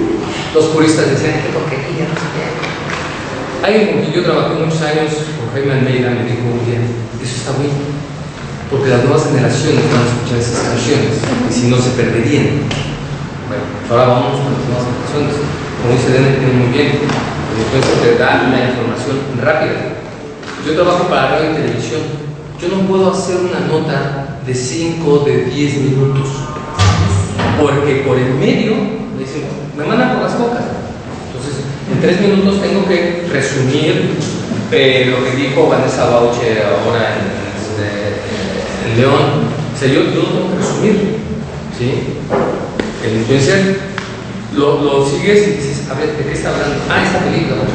Y entonces ya después, con tiempo, me voy a ver qué dice Javier o qué dicen otras personas, ¿no? O sea, nos tenemos que adecuar a los tiempos. Los tiempos no se tienen que adecuar a nosotros. O sea, eso es...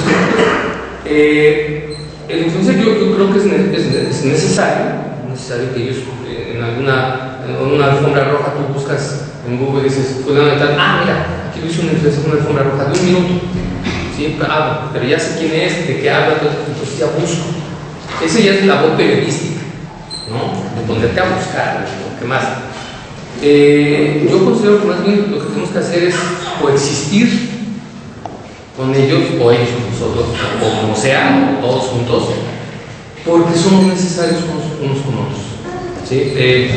También, como en todo, como la gente que se pone a escribir, a mí me choca los que escriben una película y te ponen Tom Cruise, y te ponen las 20 películas en las que has salido, pues eso ya lo sabiendo, ¿no? O sea, ahí es donde te dice, aunque te ponga hizo tal, para aquí, ¿sí? En cambio, el otro lo encuentras rápido.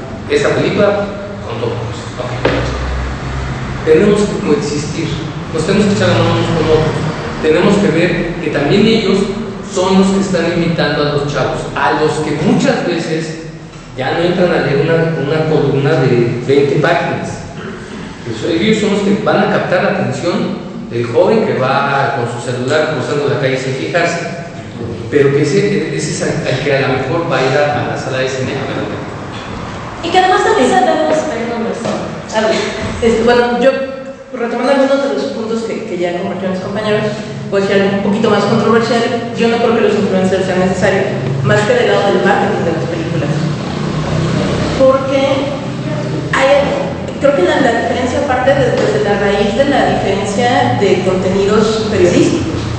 Una cosa es el reportero que está haciendo periodismo y que está haciendo su nota en friega, saliendo de la entrevista y que está transcribiendo y redactando rápido en el celular para matar a la narración. Y otra cosa es el crítico que está saliendo de ver la película y que también tiene que mandar una versión que, bueno, si le das al mismo crítico todo el día, toda la semana para hacer el mismo texto, te va a entrar algo, por supuesto, más profundo, que si está cubriendo en un festival y tiene una... Pero no necesariamente es bueno.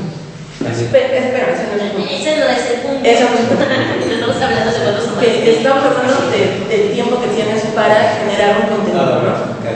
Y el influencer lo que hace es ser una cámara de eco de su público. Al influencer lo sigue la gente que piensa como el influencer.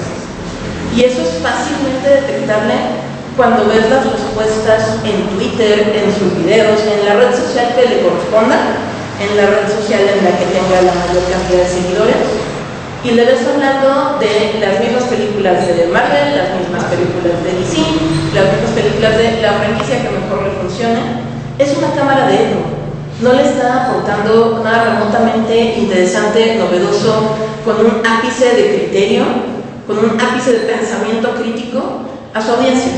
Y eso es muy triste porque hay gente que conozco, hay profesionales que conozco que tienen mucho más criterio del que muestran sus redes sociales y que se dieron cuenta que moverse como influencer era mucho más rentable que moverse como críticos de cine, que moverse como periodistas de cine. Y pues sí, pues eligieron ese camino y pues está bien, ¿no? Es como Vin Diesel haciendo películas de acción en lugar de hacer cine pues, con un poquito más de criterio, pero digo más de Vin Diesel, pero hacer crítica de cine o hacer periodismo especializado en cine sí lleva otro trabajo mucho más riguroso, mucho más complejo.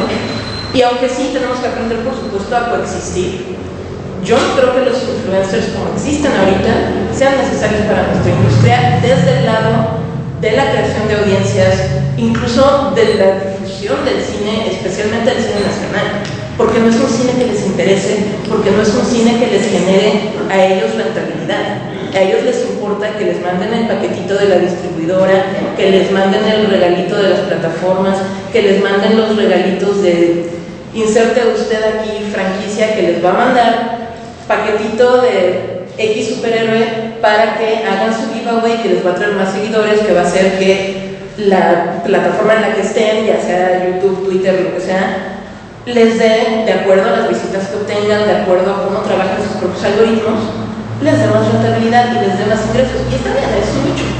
Eso es lo que se dedica. Ahí funcionó para ese lado. Yo le preguntaría a Jonathan, ¿tú prescindirías de ellos en este momento?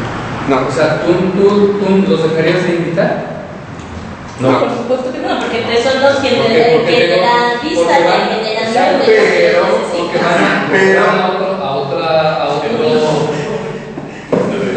otro público, sino van a otro objetivo. Pero ahí te va la nueva cara de la moneda. Este año, justo, estábamos buscando influencers para llevar Zach, quien dirige el equipo de redes sociales del festival y tiene 25 años y ve TikTok, no como yo que ni siquiera le entiendo a Twitter y con trabajos hago Facebook. Nos empezó a recomendar influencers, pero no los de siempre, no. Hicimos un gran descubrimiento.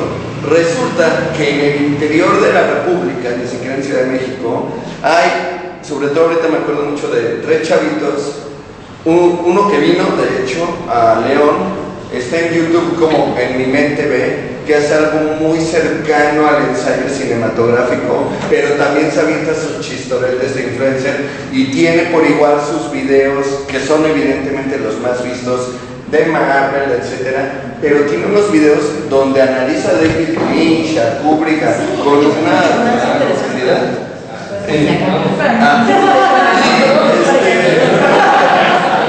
Y en TikTok hay dos chicos, uno se llama Iván Montaña, pero no me acuerdo ahorita de su arroba, otro se llama Sergio Muñoz, también son chicos que, bueno, no puedo ir porque estoy en X estado, ayúdame a conseguir las películas, porque si hacen crítica de cine, y no en YouTube, hacen crítica de cine en TikTok, y lo hacen bien, y dicen cosas bien inteligentes. Entonces no prescindiría de ellos, solo busquemos darle la vuelta, busquemos a gente que tiene que ver con el cine. No, y también hacen cosas de influencia. Sí. Es un balance, ¿no? Yo recuerdo mucho la primera edición del Salón de la Crítica que Penny Oliva ya era editora de Cine Premier, y eso, ella lo mencionaba, ¿no? Tiene que haber un balance. Sí, en Cine Premier voy a traer mi portada de Spider-Man o de la última de Avengers, no sé, pero también dentro de mi revista voy a traer, bueno, no sé, yo soy de mi empresa, voy a traer ese caballo de Troya en donde voy a traer un análisis o voy a hablar de esta película mexicana que nadie ha hablado o muchos otros medios. Creo que ese es como que un balance que tiene que haber, ¿no? O sea, habemos medios, en mi caso, muy específicos de lo que tenemos que hablar, de lo que vamos a hablar, de que si me sale una película nueva de Galeta de Derbez, es algo de lo que nosotros no vamos a hablar porque no lo vamos a hacer, pero porque es el tipo de programa o el público que sí nos dirige a nosotros. Y también va a haber un chavito que va a volver a hablar de la 60ª película de Avengers o de Spider-Man o la nueva versión de Top Gun maximizado. Pero a veces siento que tiene que haber un equilibrio y ese equilibrio no existe todavía. En donde, ¿para qué vuelves a hablar? Y si lo decís, ¿para qué vuelves a hablar de las medios? Todo el mundo va a ir a ver esa película, todo el mundo sabe que esa película va a estrenar. Entonces, si vas a hablar de esa película y sabes que tienes un público que te está escuchando, date la oportunidad de voltear a ver, mira, entonces a mi público sé que me están escuchando, entonces tal vez voy a hablar otra vez de Spider-Man, pero también puedo hablar de esta otra película, y entonces a lo mejor no voy a tener las millones de vistas que estoy acostumbrado, si voy a hablar de Spider-Man, y ese es, creo que el problema a veces mucho que no hay un equilibrio. O sea, seguimos hablando de las mismas películas, seguimos hablando, tanto nacionales como internacionales, seguimos hablando de los mismos que nos permitimos. Güey, ya me metí 20 videos de la última película de Spider-Man, háblame de algo más. O sea, dime algo más, mencióname una película más. El cine va más allá de lo comercial. Y eso es algo que olvidamos y no es ese equilibrio. ¿Otra pregunta? Ok. Sí, la verdad. Y pues justamente retomando un poco lo que comentaban acerca de la crítica especializada y indagando relacionados con influencers, ¿cómo sugieren que justamente de esta parte, tanto del público en general que quiere entrar como crítica, cómo empezar a prepararse, por dónde pueden iniciar? Porque muchas veces tenemos tanto contenido paja que a veces el contenido real puede que se esté sumiendo por otro lado. Entonces, ¿cómo podemos empezar a depurar, cómo sí prepararnos para generar una crítica especializada, una crítica cinematográfica y dejar todo esto de influencers y la cosa superficial de lado para focalizarnos más? Viendo cine. Sé que va a sonar muy tonto y contradictorio, pero les decía, alguna vez, o sea, yo en la carrera recuerdo mucho a un profesor, a Miguel Ángel, que también es crítico de cine, está muy metido en el teatro y muchas cosas. Él nos decía, ¿tú quieres hacer cine? Ve cine. ¿Tú quieres hablar de cine? Ve cine. ¿Tú quieres que alguien te comente cosas de cine? Ve cine. Y cuando hablamos de cine es de todo. Y sé que aquí va a sonar un poquito contradictorio, pero tanto la película que está en número 1 en cartelera, como a lo mejor meterte a YouTube y poner, no sé, Terremotos del 85, a ver qué sale. Y a lo mejor te va a salir algo como El Día de Romeo. Otra vez va a salir 719. O sea, es tener siento que el cine es una pasión que vas desarrollando, no es algo como que de repente alguien, ya tengo 5 años, me voy a volver a apasionar al cine, no es cierto. Vas desarrollándola y conforme empiezas a ver cine, quieres ver más cine y quieres conocer más de cine, y entonces ya vi esto, quiero buscar más de este director y me gustó su película y qué más tiene, o vi esta actriz, no sé quién es, quiero ver en dónde más ha participado, o tal fotógrafo, incluso la misma música te llega a jalar, un soundtrack de una película te llega a jalar y dices, ay, ¿dónde más? ¿Qué puedo hacer? Y es algo que siempre, y es algo que yo aprendí muy fuerte también cuando entré a la fuente, es de, ¿quieres hablar de cine? ¿Quieres hacer cine inclusive? Tienes que ver cine. Porque si tú no ves cine, entonces... Hay mucha gente que quiere hablar de cine viendo nada más los blockbusters. O sea, a mí me tocó un chavo ayer en trabajo que me dijo, es que yo quiero hablar de cine, ¿sí? ¿Y qué has visto? Alguien le mencionó el salario del miedo, bueno, así como dije todo eso. Pero sí, lo que dice tienes que ver cine, tienes que leer sobre cine. ¿Sí? Sobre todo, ahorita lo comentaba con Javi, ¿no? De repente oyes al gran crítico, a la gran vaca sagrada que te dice, esta película es la mejor del año, y dices, ay, maestro, creo que le falló. Porque tienes que ser crítico también de lo que ves y de lo que lees. ¿Sí? No es, lo escribió fulano de tal, a pie puntillas, yo digo, no. Hashtag gran civilidad.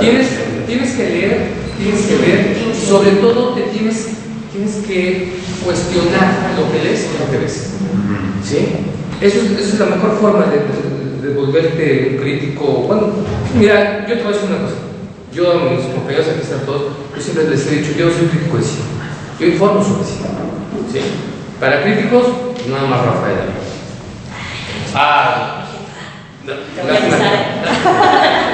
¿Sí?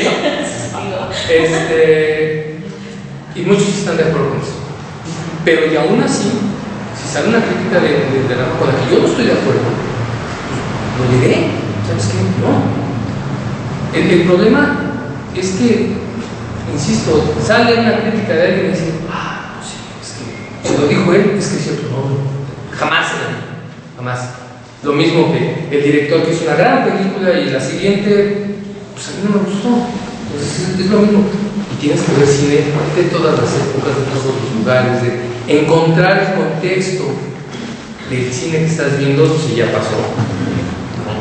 O sea, no vas a criticar una película con los ojos de ahora, como se hizo hace 60 o 70 años. Jamás en la vida, ¿no? O sea, ahorita no podrás criticar a Pedro Infante y a Jorge Negrete siendo un par de machos alfa, lomo plateado, insensibles, ¿no? No los puedes juzgar ahora. ¿Sí? Dices, bueno, ya se hizo. No, ya las cosas están cambiando, nuevamente. Pero no les puedes llegar con el más de decir, no, esto no es cierto. Sí, entonces tienes que ver mucho cine, tienes que leer mucho sobre cine, tienes que escuchar también mucho de cine con las personas que están, ¿no? Con el director. O sea, una vez, no tengo decir quién, un director me dijo, oye, tu película, dice, sí, ya sé, no me digas, güey, está de la chingada. Así me dijo. Te digo la verdad, seguimos siendo amigos. No, o sea, él me dijo, sí, está mal, o sea, ya cuando la vi, dije, ¿qué hice? Y su siguiente película, Irving, un día hablábamos de eso, vimos una película donde al final terminaban bailando y se elevaban así. Y hoy es uno que quería hablar como un cubano y no era cubano. Y dices, ¿tú qué película tan mala? Su siguiente película es un documental sobre el café. ¿Sobre qué? Sobre el café. Se llama $6 por una taza de café. Algo así. Un excelente documental. Entonces no puedes. Te tienes que dar el chance de sorprenderte o de decepcionarte. No hay otra manera.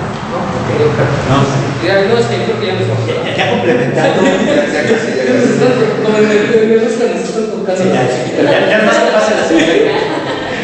Ok. No para que la vez contando. Yo te agregaría, o sea, retomando todo esto con él, vuelvo a retomar. Es que por el último toque yo te diría sí. Estudiar, o sea, para aprender, dependiendo de lo que quieras hacer. O sea, si quieres, obviamente, independiente si quieres hacer cine, escribir sobre cine o entender simple y sencillamente sobre cine, es, pues sí, leer, estudiarlo, verlo sobre todo.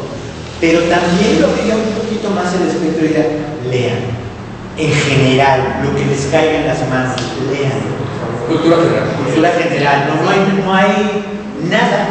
constituya tener un bagaje cultural. Alguna vez un alumno en una de las materias que imparto me preguntaba eso, ¿cómo me puedo formar? Digo, pues es que tienes que tener primero un bagaje, y el bagaje solo se hace leyendo, estudiando, aprendiendo y sobre todo, bien importante, abriendo la mente.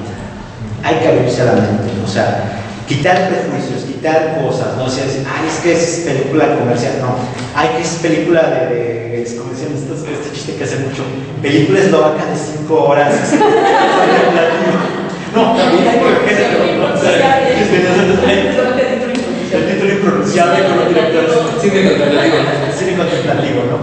Hay que verlo todo. Yo sí creo que hay que verlo todo, hay que ser como una especie de consumidores compulsivos en ese sentido, pero que te vaya ayudando a crear un aparato crítico, un aparato que te permita ir discerniendo y viendo qué me está diciendo tal cosa, y además eso, ¿no? O sea, eso te va a ayudar a la larga a ir formando un aparato analítico que te permita decir, ¿qué me está diciendo este director? ¿Qué me está diciendo este otro? ¿Qué me está diciendo esta película? ¿Por qué me lo está diciendo de esta forma? ¿Había una forma mejor de decirlo? ¿O esta fue la mejor que puedo encontrar? ¿O es la única que hay? O etcétera. Y van a darse cuenta. O sea, pero sí, el consejo es ese. Abran la mente, saquen las antenas, abran la mente, lean, entérense, investiguen, sean curiosos. Y esto es lo que les va a ayudar realmente a poder desarrollarse en el cine en cualquier ámbito que vayan a hacer. Mira, te voy a poner un ejemplo. Hay mucha gente que no le gusta Pedro Almodóvar, ¿no? Pero en esta película de Dolor y Gloria, alguien me dice, no, es que es mal, sí. Tú así la viste. Pero todavía tienes la fortuna de contar con tu madre viva. Sí, entonces no vas a entender ese pedazo de película cuando Antonio Banderas está hablando con su madre, le está sobrando las piernas y los dos saben que ella se va a morir. No lo vas a entender hasta que te pase, ¿sí? Hasta que con una mirada Banderas se ve descubierto que tiene una travesura por su mamá cuando le cuenta cosas de sus amigas y le dice, no lo vas a entender en tu película. Hasta que no te pase, no lo vas a entender. Y muchas cosas del cine no las vas a entender si tu cultura es así. ¿Sí? Vas a entender el cine y muchas cosas de la vida si estás constantemente alimentando esa hambre de conocimiento. Solamente así. El cine también es reflejo de la vida de muchas personas. No vas a entender ciertas cosas si tu visión es pequeñita. ¿Sí? En este momento en el que vivimos un boom del cine con temática LGBT, si tú sigues pensando, perdón lo que voy a decir y quiero que si tú sigues pensando como por ejemplo la palabra que usan en La vida es un carnaval, que es una película de putos, no lo vas a entender. Es una película de putos, así dice la película. No, es que así dice la película. En la película así dice, esto es un desfile de putos, ¿sí? Entonces, si tú sigues viviendo en esa época, no la vas a entender. Y para complementar todo lo que ya comentaron acá, algo que para mí es súper importante y creo que a mí me ayudó mucho en mi formación es, especialmente si tienes la posibilidad de estar acudiendo a funciones de cine con compañeros de prensa, a festivales, a todos estos eventos, rodearte de personas con las que puedas platicar de cine. Y algo todavía más importante, que no piensen lo mismo que tú. Porque si no, quedas en esta cámara de eco en la que solo estás platicando con a mí me encanta este director de cine, ay, a mí también, ay, qué maravillosas son sus películas, por supuesto que esta película es perfecta. Y no, una de las cosas más bonitas de salir de una película que viste con tus compañeros que tienen visiones completamente heterogéneas del cine, de la vida, del país, de la cultura, de todo, es que tú sales con una visión de, es que me pareció lenta y aburrida, y alguien más te va a decir, no, pero es que toma en cuenta esto, el contexto, y se arman unas discusiones muy interesantes que enriquecen no solo tu perspectiva de la película, o del director, o de las actuaciones, sino que te ayudan a ampliar esa mirada. Hasta las 3, 4 de la mañana. Hasta las 3, 4 de la mañana va a ser, por ejemplo. A mí me gusta platicar mucho con Ulises. Casi nunca estamos de acuerdo en las películas. Lo único que estamos de acuerdo es que nos gustan las canciones de Joaquín Sabina y de Los Ángeles Negros. De ahí fuera nos agarramos y no, es que no es así, no, es que nada. Con Irving también, otros. Pero eso es lógico de eso. Que, como dice Marcel, si tú terminas con el otro interlocutor, sí, todos nos gusta, está bien, es como verse el ombligo. Nada más para complementar todo esto, lo que yo diría es, quienes quieran hablar, escribir de cine a un nivel periodístico, yo les diría sí, vean mucho cine, lean mucho a los críticos, a los periodistas, vean los videos, vean los influencers, vean de todo, para que se hagan ustedes solos una perspectiva de qué sí está bien, qué sí está mal. Y también, pues vivan mucho, lean mucho, salgan, tengan amigos, enamórense, cáguenla, pónganse borrachos y así van a entender todo lo que hay en las películas. Lo tomo, eso último En lo ese tomo. orden tenemos que cambiar, ponte borracho, cágala y así. A veces la mala vida te da otra visión de la misma vida. Y a veces el tener la oportunidad, y es algo que creo que todos vivimos en nuestro primer festival, en nuestra primera cobertura o en nuestra primera función de prensa, es la oportunidad de darte cuenta de que la gente de tu alrededor es más similar a ti de lo que tú crees. Y darte cuenta de que el chavito que tiene 21 años, 17 años, que apenas quiere empezar y que está sentado al lado tuyo, tiene cosas similares a ti. Y eso puede hacer que tengas otras visiones que a veces no ves. O el señor de 40, 50 años, 60 años que termina siendo tu cuate que ves pues, en todos los festivales, porque muchas veces eso está bien padre, porque son diversidades de edad que a lo mejor no te imaginas cuando empezaste a cubrir y dices, no, pues es que nada más me llevo con los de mi edad, porque pues es con los que me entiendo, y luego estás platicando, entonces con Rafa Viña, por ejemplo, que a mí me es súper intimidada porque no, esto es Rafa Viña. ¿Cómo voy a posar y dirigirle la palabra imbécil? Y ya platicas con él y platicas bien chido de algunas películas. Y te avientas un debate con alguien como Luis Tobar de 1 hora de porque a ti no te gustó Roma y porque él cree que es lo mejor que hay del mundo. Entonces, son ese tipo de cosas y oportunidades. Que se quiten el miedo, que se quiten el miedo a hablar. Que no recuerdo cómo se llama. Se me va a olvidar. Que se les quite el miedo. A mí me pasó mi primera vez en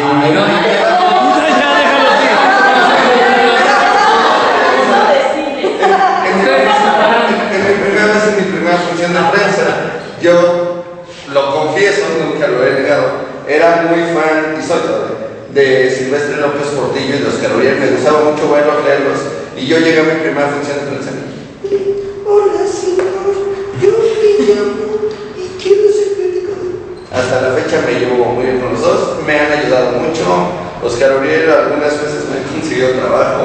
Silvestre, cada vez que recurro a él y le digo, lee mis críticas, me regaña, me pone mis cocos y me dice algo así. Entonces también eso que estás haciendo ahorita está perfecto, que se les quite el miedo de llegar y hablar con ellos, porque pues, sí, es gente que sabe muchísimo, pero te puedes encontrar con gente bien chida y con gente que se acaban haciendo tus amigos a pesar de las diferencias de edad o de lo que sea. Hay una película, no me acuerdo por tanto, donde sale con Manuel Bernal, que se dedica a andar proyectando películas en los pueblos. Traición. Y hay una escena donde a una señora ya mayor le pone la perfecta y la viejita voltea y le dice, déjese de chingaderas y pónganme balazos. Es un tanto así, ¿sí? Dejémonos de chingaderas y vamos a lo esencial. ¿Quieres hablar de cine? Habla de cine, ve cine, lee, escúchalo, platícalo, porque es la única manera. Y entender que no somos competencias, somos Exacto, sí. Y de por sí, si de por sí la chamba no es tan fácil, por más que mucha gente cree que es glamorosa, no tiene nada de glamour varias veces. Oye, ¿qué te dicen? Ay, qué chido que viajas, sí. Pero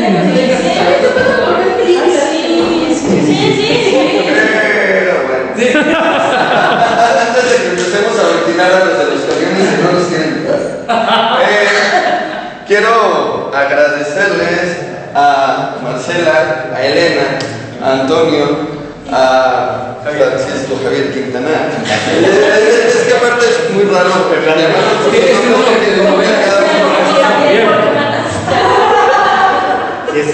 Bueno, Marcela Vargas, Elena Reina, Antonio Tijerino y Francisco Javier Quintana. Quiero agradecerles a los 4 por haberse dado el tiempo para estar aquí. Qué chido que aceptaron la invitación.